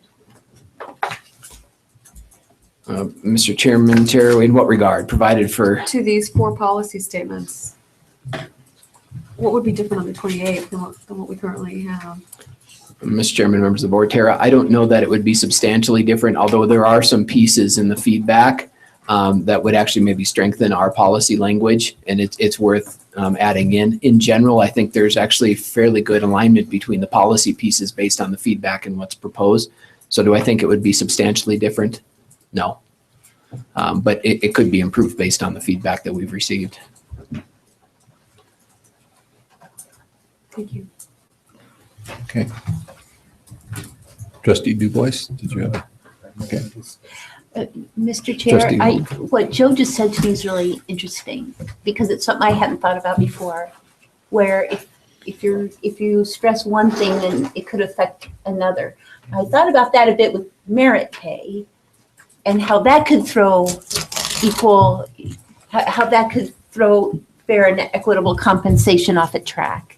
But I never thought about it with longevity. So would it be on the 28th when Joe and Tammy bring us their draft for us to call our own policy? Yes.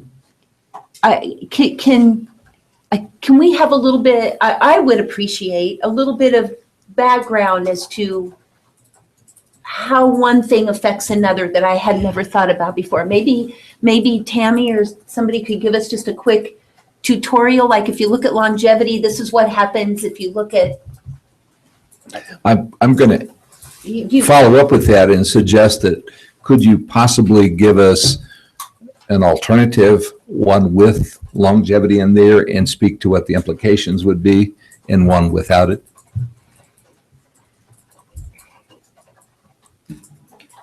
Yes, Mr. Chairman, we can do that.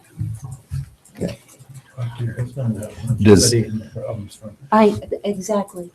Does I that have, yes. Does that address your issue then?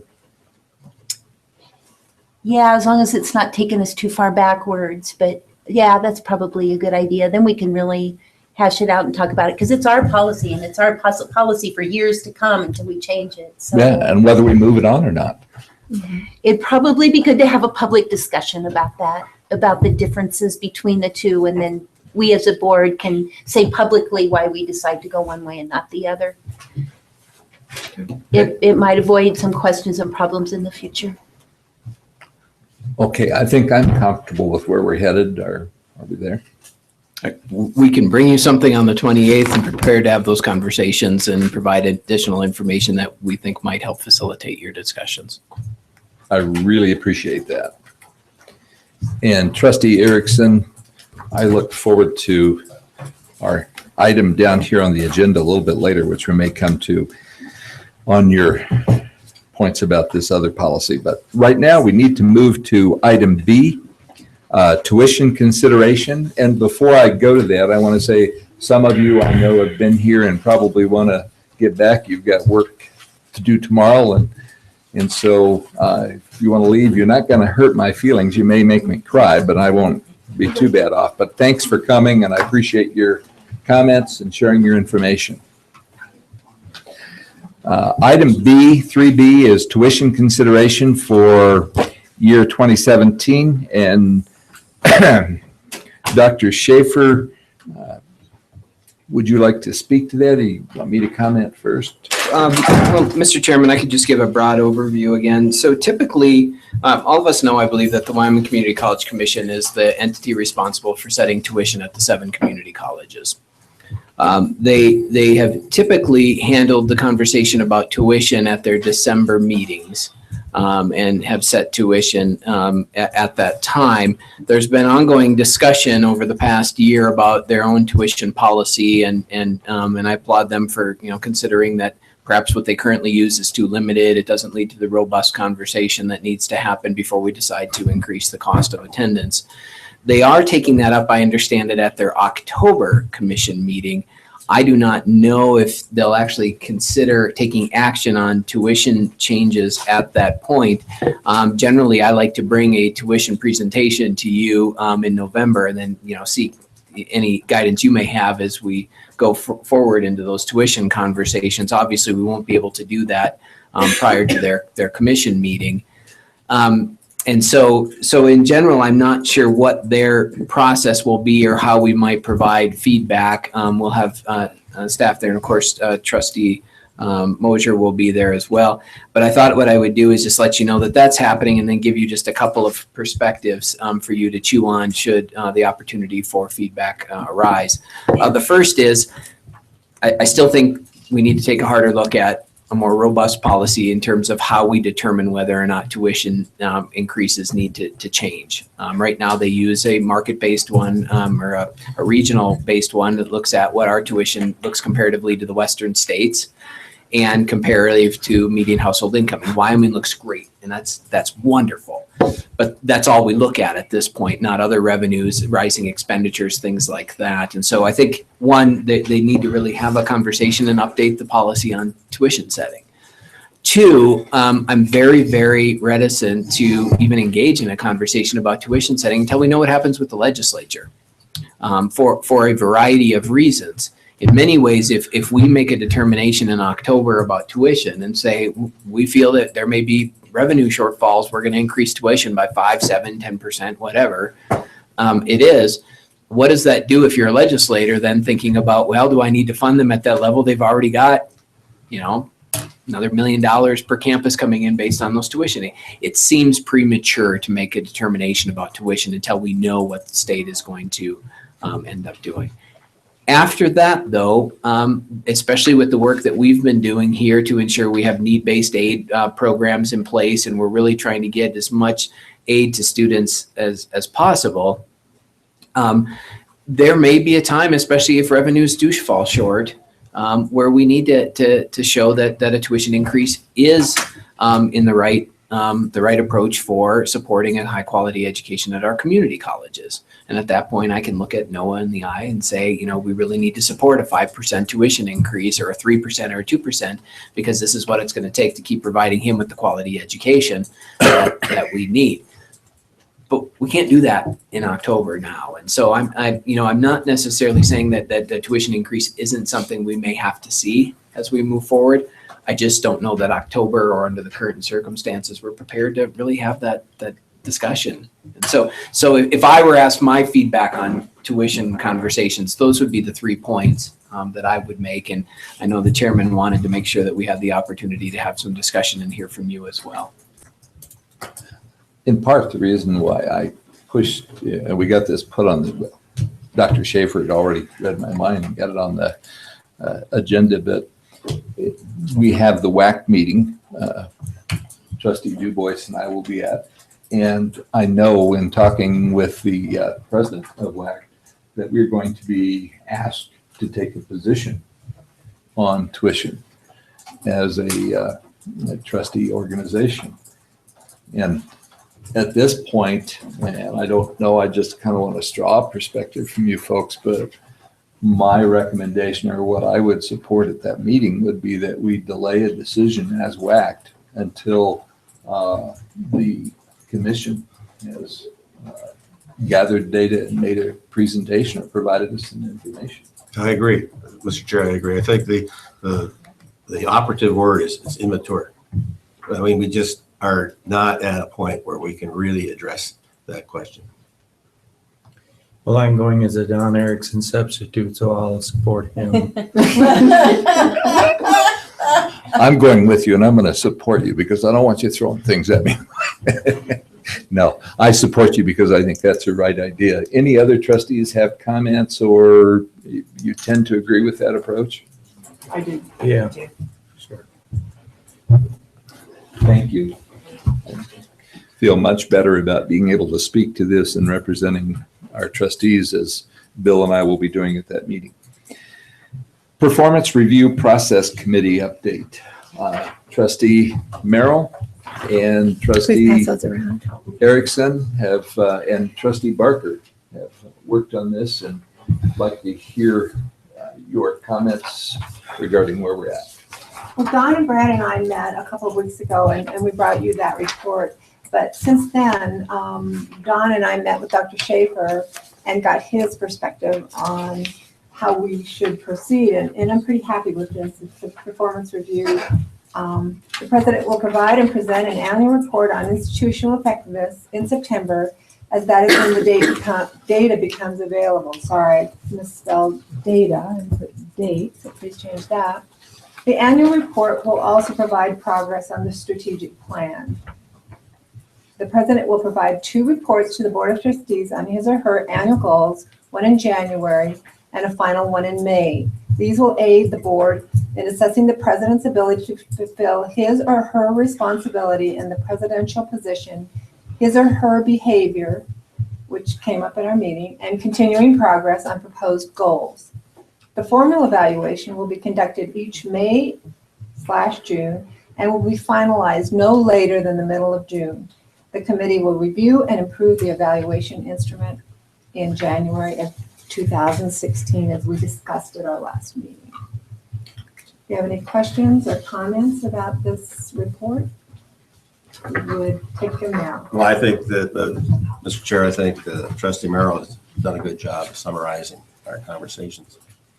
And it was good to have Dr. Joe sit in with us to also make sure that he was aware of our language and get clarification if he thought it was necessary. Trustee Little. Mr. Chair, can I have some explanation of behavior? I knew you were going to ask that. May I Trustee speak to Merrill. that? It came up at the meeting because we want a president that has behavior that portrays the institution. So it's kind of an odd word to use, but we agreed on it.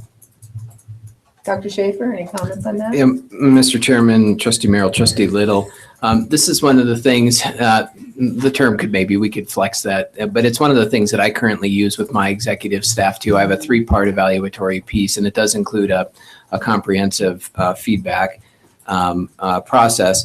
One is, are they filling the basic responsibilities of their job? So are they competent basically to do what we said we would hire them for? 2 is, are they progressing on the goals we set for them for that year? And then the 3rd is how are they carrying themselves out and doing their work? Are they doing it in a way that's conducive to the culture, the environment, connection with values, and all of those good things? Because that's an important performance aspect, especially for an environment that's very in tune to how people treat each other and interact. And we find certain management styles go real well in higher education than others don't. And so it's more about how we conduct ourselves. Mr. Chair, in state government, Chris and Brad, I hope you agree with this, we use the term personal effectiveness. That's what we use in our evaluations in state government, is personal effectiveness. And that's part of our performance reviews in state government, which it goes exactly with what Joe just described as, would you agree, Yeah. guys, that that's, yeah. So you're suggesting instead of behavior, personal effectiveness? Yes. Okay. Like when you said, is your behavior working or not? That's personal effectiveness. Okay. You may. But could I just change the Yeah, I Well- like that better. If there's no objections, then the chair is accepting this committee's report and we look forward to the implementation of this. And now we know pretty much what we're up to. There shouldn't be any doubts where we're headed. The next report will come to us sometime regarding the evaluation instrument. You're going to do that in January, right? We're going to work on it in January, and we'll Should be finalized by then. probably by the end of January. Okay. So maybe the last board meeting in January, we could ask for a report on that. Committee? It's fine. You taking a nap over there? Yeah. Is that okay if we change the instrument by the last meeting in January? That's fine. Thank you, committee. Okay, thank you. I appreciate your report on that and your work on that. You guys, It was a great group to work with. good to hear. We don't have any approval items tonight. Now, Trustee Erickson, we have Budget Development and Management Policy 4.8. I believe it's appropriate that we have a motion, or this is our first reading. Yep. Reading. So I suspect you have some comments. Would you please start us off, Trustee Erickson? Yes, when I received this, Mr. Chair, I looked at the revision history, and it says it replaces the budget preparation, and I think it's key to look at that preparation, the budget preparation and management procedure. I couldn't find that particular procedure because I wasn't really that comfortable with finding it in the history, and so I contacted Dr. Joe, and he very kindly gave me the place where I could find it.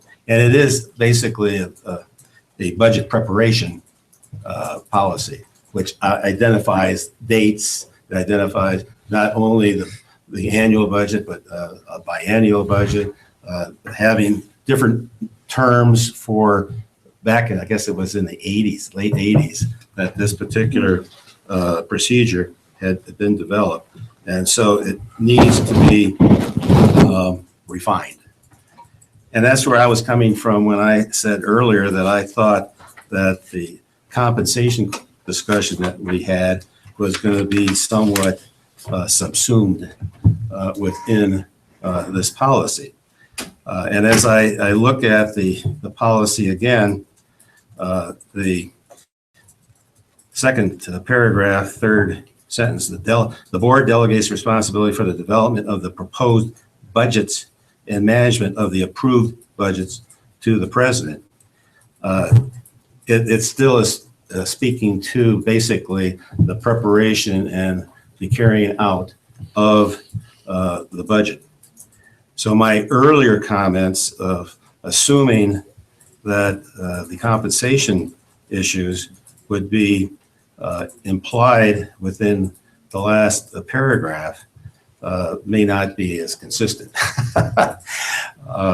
So I suspect I'm going to rescind my earlier comment and look forward to what the Dr. Joe will provide us with the compensation information.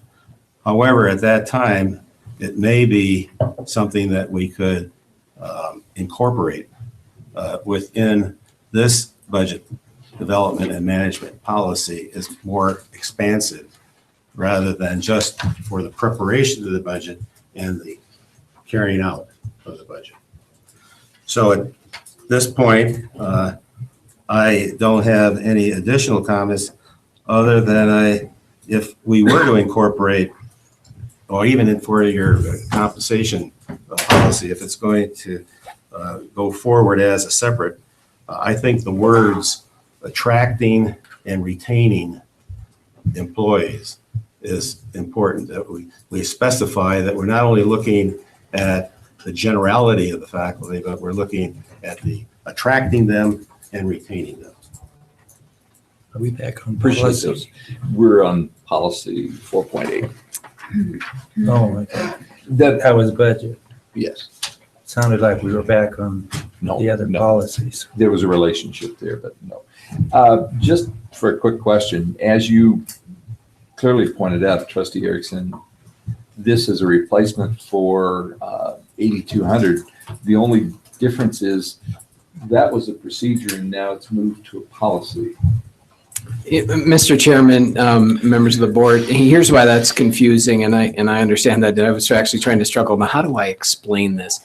The simple answer is that when the board moved to policy governance in, I think, 2004, you basically adopted under the Carver model of policy governance, you adopted essentially policy statements, but they were executive limitations. They were things that they said, look, these are the things that you're limited to do as a president. You can't go beyond this, can't go beyond that, as well as end statements. And some of you who were on the board sort of are aware of that. At that time, all previous policies, and this was one of the struggles with the campus, kind of went away. And in many ways, some of the procedures sort of kind of went, for those you remember, we had the big yellow binder and a blue binder of all this stuff. And you see some of these are from the late 80s and early 90s. Wonderful years, but probably could use some updating.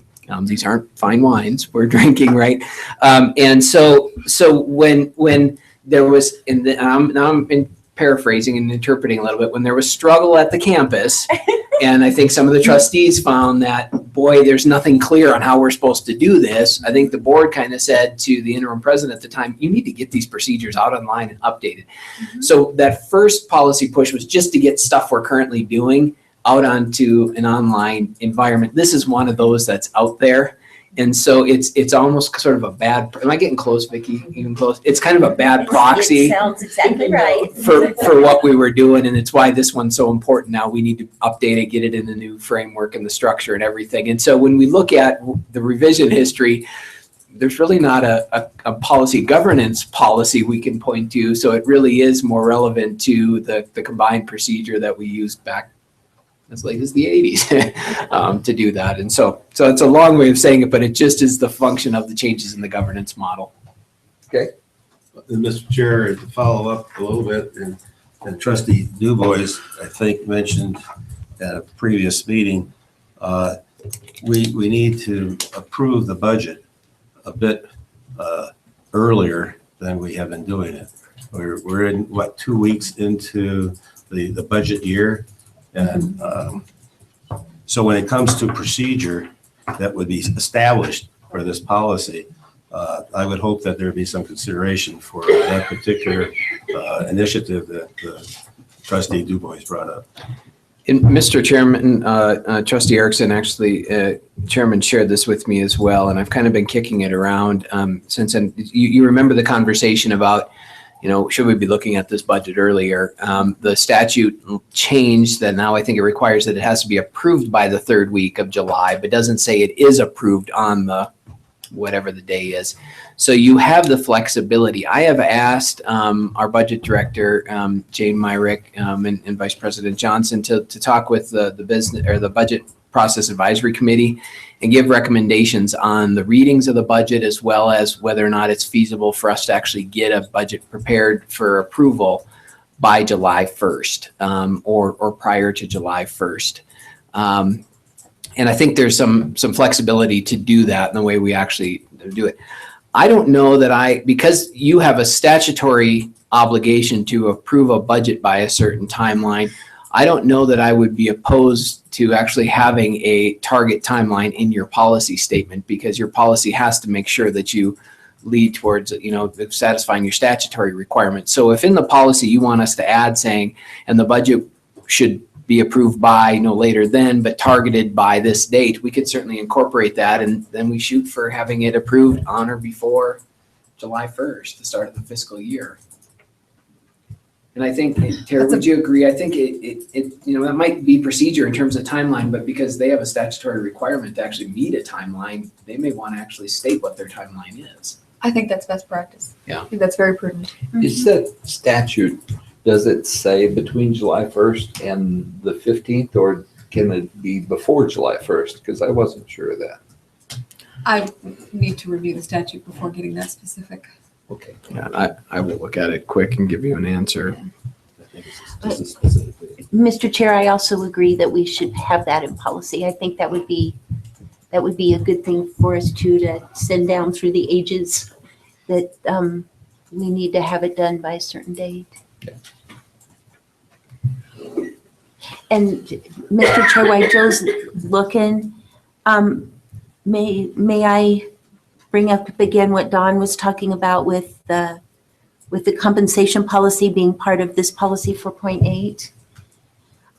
I see this as more of a broad policy that we're giving the president the authority to prepare a budget, that the budget is our responsibility, but we are giving the president the authority, and that it's based on mission, vision, and values in the strategic plan. I think if we also incorporate something in here about compensation, we would need to incorporate something about buildings and operations, and there's a lot of things besides compensation. So I would prefer to have a separate policy on compensation, but maybe we could make that like a 4.8.1 or something like that, if that makes any sense. So just have it be, so when we're done with our policy on compensation, we can maybe just have it be a policy that follows this one, but within the same family as budget development and management. Mr. Chairman, Trustee Little, I agree and can see where you're going with it. When we step back though and think the budget development and management one is really a fiscal policy, Okay. whereas compensation is really a human resources policy. Okay. And so that's where I was even struggling with Trustee Erickson's comments. They're certainly interrelated. We have a lot of policies and procedures that have to connect with each other, but they fall with under different policy domains. Okay. And so, I mean, if you were to ask my recommendation today, I still believe we need a compensation policy, a compensation administrative procedure. And they certainly will relate, especially at the procedural level, but they sort of live in different domains. Okay, that answers my question. Mr. Chair, that clears up a lot for me too. The point that you see this in the family of human resources. Yeah. That makes a lot of sense to me.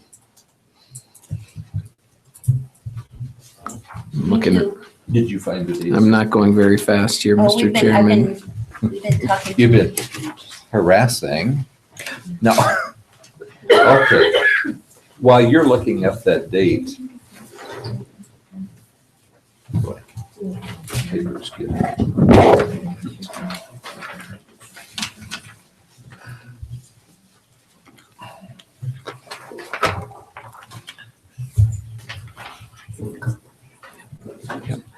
Can we just move on? Yeah, but Mr. Chairman, I will find that, but I believe we have the flexibility to approve the budget earlier based on changes to that. And I think that's probably what's most germane. So we can add a section to this for your second and final reading that will essentially say the budget must be approved by that date. But your interest, I'll think about language there, is to have it approved on or before the start of the fiscal year, which is July 1. I like it. As long as it fits within the statute. Correct. That's what we'll want. Yeah. And we'll have language that states that's consistent with the statute. So if the statute changes, our policy is still good too. Would we ever reference statute and policy? We do You all do- the time. You do have it Okay, referenced so in we here. could- Yes. Okay. Many of our policies are based on statute. Okay. Medical amnesty policy number 3.21. Comments? Yeah, Mr. Chair, Trustee Erickson? the policy is addressing the way we treat drug and alcohol-related problems with our students. And I think it's a good policy. The purpose of that would be A1. The purpose of the medical amnesty policy is to increase the likelihood that individuals will call for assistance when faced with an alcohol-related emergency. I believe it also should say with a drug and or alcohol related emergency. I think it's just was. Language clarification, I think, is accepted. You bet. Any other considerations? Mr. Chair, thank you, Mr. Chair. I'm not sure if this is the right time to talk about it, but what about, it's the purpose is to increase the likelihood of them utilizing that in the emergency, but what about abusing that? I mean, if you do it every weekend, what's the standing there? So there is a procedure that will be forthcoming that will deal with that particular issue in more detail so that it isn't abused. So Thank you. Again, this, and I appreciate your comments, Noah. This really is policy, right? correct, And what you're saying will address the issue you're looking at will be procedural. correct. Yeah, and Mr. Chairman, Noah, in fact, Vice President Hay can give you the thing, the administrative procedure that follows this policy has moved its way through approval. It's sitting on my desk until this approval. And as Tara pointed out, it does address issues with regard to abuse. So the idea is to encourage students to not fear, those types of penalties for trying to help a fellow student out. But clearly, if it's a repeat offense, Right. it triggers other types of considerations. Thank you. Good question. When you say triggers something, would this also, and this is maybe Vice President Hayes' issue, we heard the presentation on the care group tonight. I suspect this would initiate something there. She's not nodding her head. Yes, Mr. Chairman. Yes. Yeah. I heard that rattle. Yes, it does. This does not get them out of a good talk with someone. Okay. Trustee Merrill. Chair Rozier, why did this come up? Have there been some problems where people weren't calling for emergency care? And so we needed to get a policy that would put in place a policy that would deal with it? We didn't have that problem here, but it is one of those best practices around the country. And so we didn't have that in policy and procedure and should, just to protect our students. And Okay, I like do what we it. could. Just wanted to know. Okay. Anything else? We seem to be pretty happy with that then for first reading. Okay. President's report on joint appropriations subcommittee, community college funding. Yeah, Mr. Chairman, I will go quickly through this. Just an update. So I did find the language, statute 164109. It says that the public hearing is really driving. It's not even so much the approval that you have to have a public hearing held no later than the third Monday in July. I believe this is where we fall underneath there. And so there is some flexibility, but we'll incorporate that language into there. Just a quick update. The presidents and Dr. Rose had a meeting last week and reviewed basically a detailed response to the subcommittee that was considering legislation changes for funding of community colleges.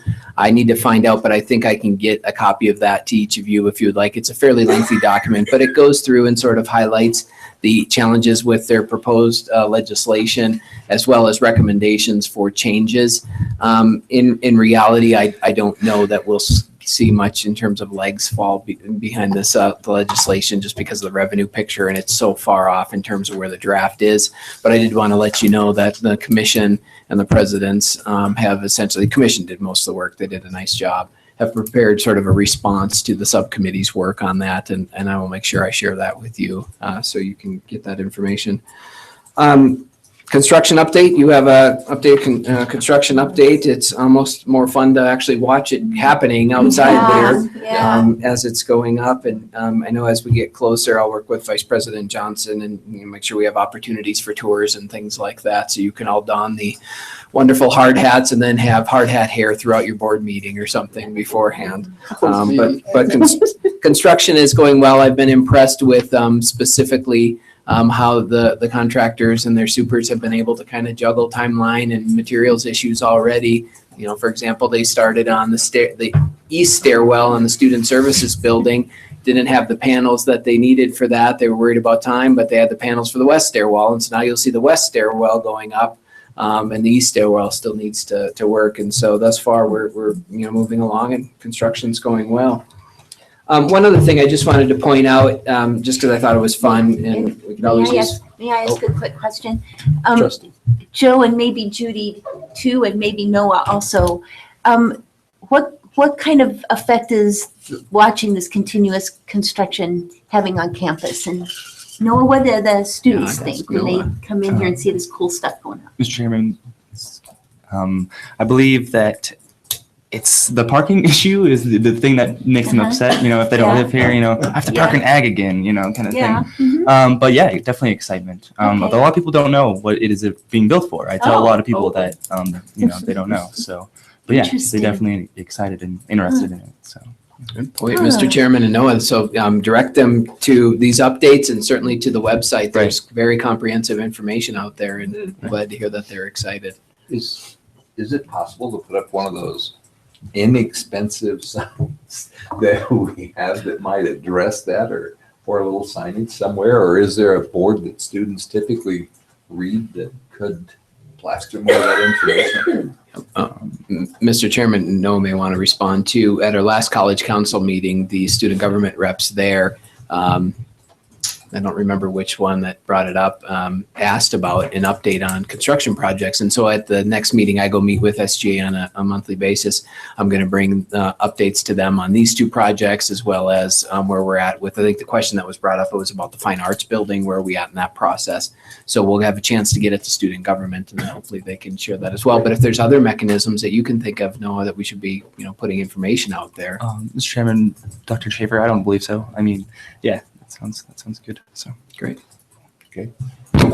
I would just add that the big construction signs that tell you what the building is about have helped a lot. Since those were put up, that has been a helpful piece. And we try to talk about it a lot in student services because we're right there. But Noah is, he works as an ambassador in the admissions area, so he gets probably most of those questions, more than the rest of us do. But we try to broadcast that everywhere we can and help people understand what's going on. Trustee Noah, I'm as guilty as some because I'm so fascinated with the building going up and what's going on. I didn't read the sign. It happened. I will try to do a better job. And they'll give you a tour. Okay. So, Thank you. Mr. Chairman, one other thing I wanted to point out, we get a publication called the Community College Week. There's various ones floating around campus, but they've been doing a couple of things. One is the top 100 or the fastest growing community colleges with the focus on completion. I don't know how much steam that, and the fact that all community colleges are sort of on the downward trend of enrollment. I don't know how much steam that's getting, but they've been doing this top 100 associate degree producers, and they do this every year. And it's kind of fun to see, you know, naturally the big campuses are always number one, you know, the Miami-Dades and the Ivy Techs, you know, that are just massive institutions in terms of producing. But they also break it down by disciplines. And so I always look, because I think, how can a little Wyoming college get into some of this ranking? And I was very impressed. Last year, we were on there in terms of the number of associate degrees produced in agriculture. We unfortunately fell behind Casper College and Northwest College. I'm happy to say that we are now ranked 43rd in that area, and we surpassed Northwest College. We still have some work to do to get ahead of Casper. They're up at 31. But with the class that they brought in this year, if they keep their completion rates, Casper better be worried. But the other one that was really impressive to me, and I thought, you know, this is a reflection of the way we do education here. For the number of associate degrees in education, we rank 39th in the nation. Ooh, really? And you think about that, that's pretty impressive, you know, overall, when you talk about what we're producing. Yeah. And so, in fact, I still need to share this with Shelby and Scott Moncrief, if you haven't, but President Schaefer, interpret that just a little bit. 39th of all the community colleges in there. I was just seeing if they put a sample on there, but I want to say it's like 1,300. And they look at both community colleges, and then they look at four-year colleges that award associate degrees as well. So Ivy Tech is ranked at the top. They produced 480 education degrees. But if you're familiar with Ivy Tech in Indiana, they have campuses across the entire state, you know, and so of course you're going to be up there. We had 71. Which was, and this is 12-13, so this is actually not reflective of what we did this last year, so we'll probably climb, because these, I think, are the IPEDS data. So to give you an idea, we ranked 39. You know, you go down to the Bronx, the CUNY Bronx City University, New York Bronx Community College, which you think would be big, only had 63. You know, there's some big campuses in here we're producing that are at. No other Wyoming school is listed as well on that. for education. So there's some other areas we should be getting in here and we're not, and so we'll keep watching it. But I just wanted to share that because I think it's fun to see when a little Wyoming school here in Cheyenne is listed as a top associate degree producer, and it's reflective of the work we're doing, for our completion goal. With that, Mr. Chairman, unless there's questions you have, I think that's enough. Mr. Chair, I don't have a question, but Dr. Joe's comments just there about student success and completions reminds me of that we're both Trustee Mosier and I are going to be attending the Association of Community College Trustees, and we have been invited to sit in on a breakfast on the governance leadership for student success. Yes. Yeah. And there's been, I remember talking about this once before, President Carla Leach from Rock Springs attended a similar meeting last year that I attended also. And there was some talk about maybe trying to do some leadership, governance leadership. I got the words backwards there. Governance leadership for student success. Am I correct with that description? Sounds correct. Okay. And there'd probably be some interest by the staff at ACCT, or I should say some desire by them to find out if there's some interest in Wyoming to have a governance leadership institute. And I was curious if there was any feedback that, or any guidance that maybe the board members here might want to give us as we go there and represent our college. Just listen? Okay, so we'll just listen. Okay. As a part of the board reports, Trustee Erickson took care of some of that. I would indicate too that I have the pleasure of working with folks in Wyoming and be a part of a presentation at ACCT on Complete College Wyoming. And so I'm excited about that, and we'll bring back to you questions that people had as we have questions in the panel part of that. So I look forward to having the opportunity to speak out for Wyoming and what we're doing here. Chair Mosier, I don't know if this is the Trustee Merrill. appropriate time to bring this up, but I know the Finance and Facilities meeting has been changed to Monday, October 12th, and after that, we're going downtown to look at a hotel. Is that still correct? That is correct. That's Monday. That is Monday. Coming right up. So what the meeting is at 10? Yes. And then we're going downtown, like Christine said, at 11:30? I was just going to check here. Dr. Joe, another question that comes up is who's the promoter, the developer, or the owner of the plaza that is currently encouraging us to take a look at that? Mr. Chairman, Trustee Erickson, the name I do not recall, but I believe a gentleman named Chuck West is the current guy that has it listed through Number One Properties. Yes, the old downtowner. Downtowner. I can't remember who Chuck's with, but Yeah. that's. And he's the the person go-to. we've been coordinating the visit to tour with. Welcome to come if you want. Again, I think it's important to emphasize that as we look at this as trustees, we're not looking to purchase. Yeah, Mr. Chairman, members of the board.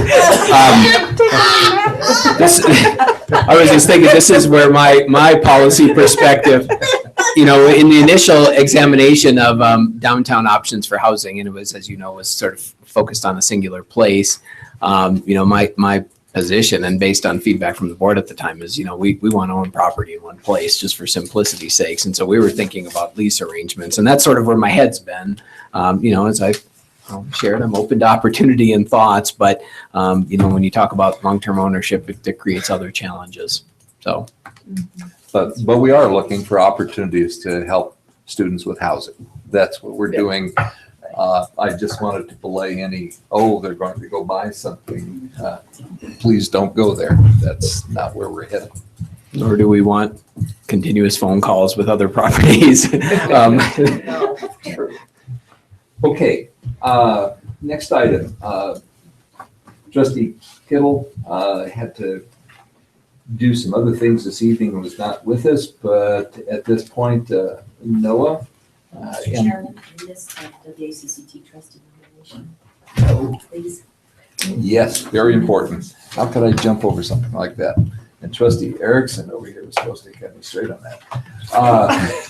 Well, I was about to jump in and also say you didn't give the rest of us an opportunity to give a report. Ooh, I'm in real trouble. Well, would you like to talk a little bit about the trustee nominations? No. Okay, I will go ahead and do that and take care of it real quick here. I know the nominations, the process for doing that has been mailed out. I had a question on that. The packets now are coming to each college. In fact, have been received by each college. And we're trying, WACCT is trying to, under Walt's leadership, Walt Rogge who's our president, to take more responsibility for those nominations in the process of selection. So we're working that just a little differently than it has been in the past, which is by the individual colleges for the selection of the folks who win those awards. And that will be done working through Aaron Taylor, our executive director. I'm not saying that she will make the selection, but rather working through her and setting up an independent process for the analysis of those submissions and the selection of those winning candidates. But I would look forward to our potential people who are nominated and to their success in this. I know we have outstanding folks. The only question I had was, I know who's the responsible party because we need an administrator. Do we know who that is here on campus? You can certainly handle the nomination through us. PR generally puts the packages together for us. So Ty Stockton essentially would be the staffer that's kind of in charge of getting all of the materials together and all that good stuff once we have a nomination. But certainly I'm happy to work directly with Ty once I have a nomination. Okay. All right. I thank you much. That takes care of the nominations for Wyoming Association of Community Colleges. If I may, I'd like, Mr. Chairman, I'd like to give a quick report of a meeting that I had with a group of faculty and staff and Dr. Joe here, I think it was a week ago, Monday or Tuesday, where the purpose of the meeting was to look at the progress on our strategic goals. And it was an extraordinary meeting for me. I was pleased. It was about a 4-hour meeting, I believe. And we basically had the entire time just looking at the vision statement and how to develop evidence that we've achieved certain elements of the vision statement. Now, you don't have the vision statement in front of you, and I'm not going to spend all the time to identify all the components that are in that vision statement. But Dr. Joe was the leader of the discussion, and he pressed for evidence that we're achieving what we're visioning to occur, to hopefully occur. So he has charged his minion, if you will, to come up with what evidence they can in all these various aspects of the vision statement. And after the meeting was done, I couldn't help but not say a word or two, and that was, I was so impressed with the openness and the trust that the members of that group had, and they were having a healthy debate about various concepts, whether there should be some changes. There's also, in fact, it was quite lengthy, like 4 hours. I found it to be informative, and I was pleased that I was invited to be part of that process. Will we see some information coming forth from the efforts in that area? Mr. Chairman, members of the board. So that was the initial process. We've got some work to do to provide an update on the vision piece of it. But the other big piece is coordinating and gathering updates on progress on specific strategies within our strategic plan. And so I don't know exactly how it will end up, but through that process, there will be a refresh or an update to the plan. And so we'll have to package some of these updates in a way that they can be consumed by the folks out on the campus and in the community. And so there'll be the opportunity for that. There will be additional meetings. I think you're one of those folks that will be on that meeting, but it'll likely come back in a refreshed package that'll have the updates and all that good stuff in it for you. So yes, you will. I just don't know exactly in what format the board will see the actual report and the updates. Per your earlier conversation, though, regarding the performance review committee, one of the things that Trustee Erickson and Trustee Merrill and Trustee Barker really kind of influenced my thinking was the importance of having an annual institutional effectiveness update as well. And so some of the things we'll update with this now, you will see in September in regards to institutional effectiveness from our KPIs as well as our goals and strategies within the strategic plan. So that's a long way of saying, yes, you will get additional information on the progress. And thank you. I'm pleased you were able to attend. I wasn't able to. I was disappointed I couldn't, but some things you just can't. I understand. I understand. So I look forward to the next one.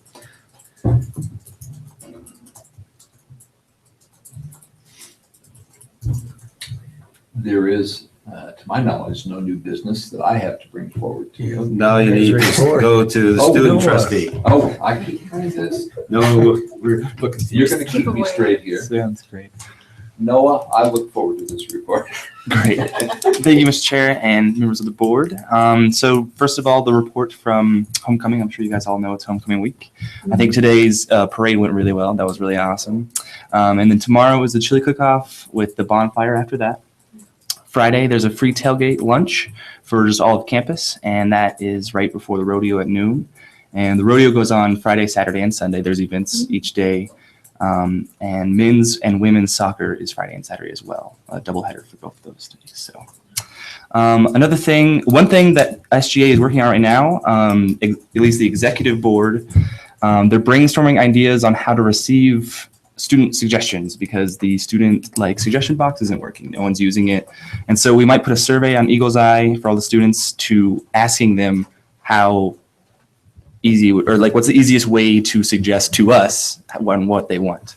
And then putting a mission statement up on SGA desks so everyone that's pretty visible, everyone can see what we kind of stand for and whatnot.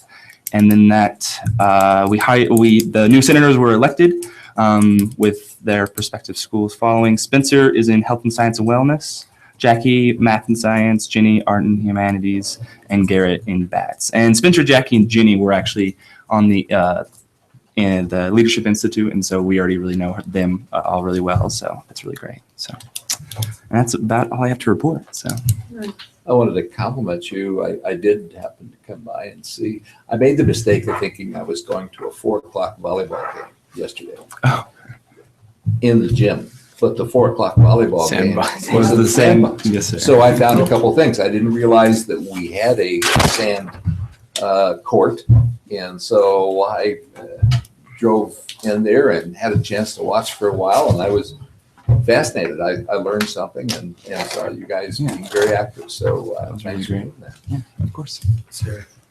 Trustee Dubois. It's really nice as a trustee to read in the paper the success of our volleyball teams and also of our rodeo performers. I've been as a part of the state and everything. It really makes me feel good to be a part of it. And thank you for your report. Mr. Chairman, Trustee Dubois, there really some quite extraordinary things going on with our students here. You heard about the leadership. Noah's, he's this is the type of kid you want to watch in the future. He'll probably find a cure for cancer or create international peace or do those types of things. But there's some exceptional students that are doing great things. And so we see this in their student leadership. My wife put him to the test, made him take a potential student on a tour and do all that. And he did real well. She probably grilled you too, didn't she? Yeah, she was asking a lot of questions. Yeah, I bet she probably did. But volleyball team, was undefeated in conference play. We had to, of course, lose to Dr. Carla Leach's campus. And so I won't hear the end of that, but still off to an exceptional start. Our rodeo crew is doing well. I mean, really great things happening across the student, whole student area here. So it's nice to see Noah here representing his fellows and hearing about those reports of how well our teams are doing. Thanks for sharing that, Bill. I'd like to say something else. Yes, We didn't, at the dinner, we didn't get to speak about the Leadership Institute. Some things I was just thinking about, why it's so beneficial to us. I was just a student ambassador last year. I'm a student ambassador, SGA and RA this year. And I feel like the leadership retreat just made me feel comfortable getting into it all. Like I was a freshman and I had to put on this, like right out of high school, I had to put on this leadership role and be this role model for people. And going to that leadership retreat, like the 2 weekends before school, really just made me like mellow out. And I have those friends in all those different clubs and organizations that I just feel comfortable around college or, around campus. I could talk to anybody about it. And so that was really great. And yeah. We can see it's been successful now that you're in the position that you're in. Yes. So, do appreciate your report. Thank you. It was very much worth having my left-hand vice president try to keep me aligned here. So thank you. And keeping that in mind, Trustee Du Bois, what's up next year? Well, what's up next is I'd like to do some new business and say that Marcy and I went to the Carriage Ball on Saturday night and they had a dance demonstration. And the dance demonstration was by our very illustrious secretary and her husband. And the only thing I kidded her about, she had 3-inch heels instead of 5. And Trustee Du Bois, is that on YouTube yet? Have you? And she was very cute. I was wondering, in terms of communications, maybe SGA needs to have a hashtag and we could see how well you get numbers out there. Yeah, I'm not sure if we do have a hashtag. I don't think we do. Our next meeting, October 28th. And then, as pointed out, we only have one meeting in November. That's November 18th. In public comment, I'm going to take the opportunity here.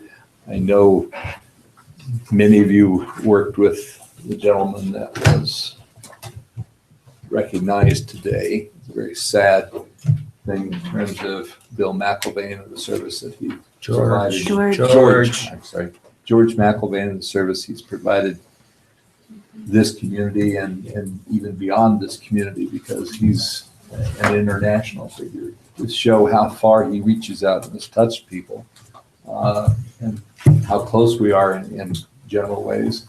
I look to the fact that he goes to Russia for Rotary and winds up, I had a daughter who was studying there. And so, she was so excited about seeing somebody from the States and who happens to also be from where her grandmother's from in terms of Saratoga. So when you look at that gentleman and his involvement globally, not just in our community, we were blessed to have him here.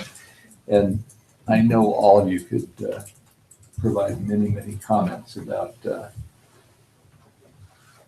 Mr. McIlvaine, but at this point, I think it's very appropriate that we take a moment of silence and think about him just for a minute.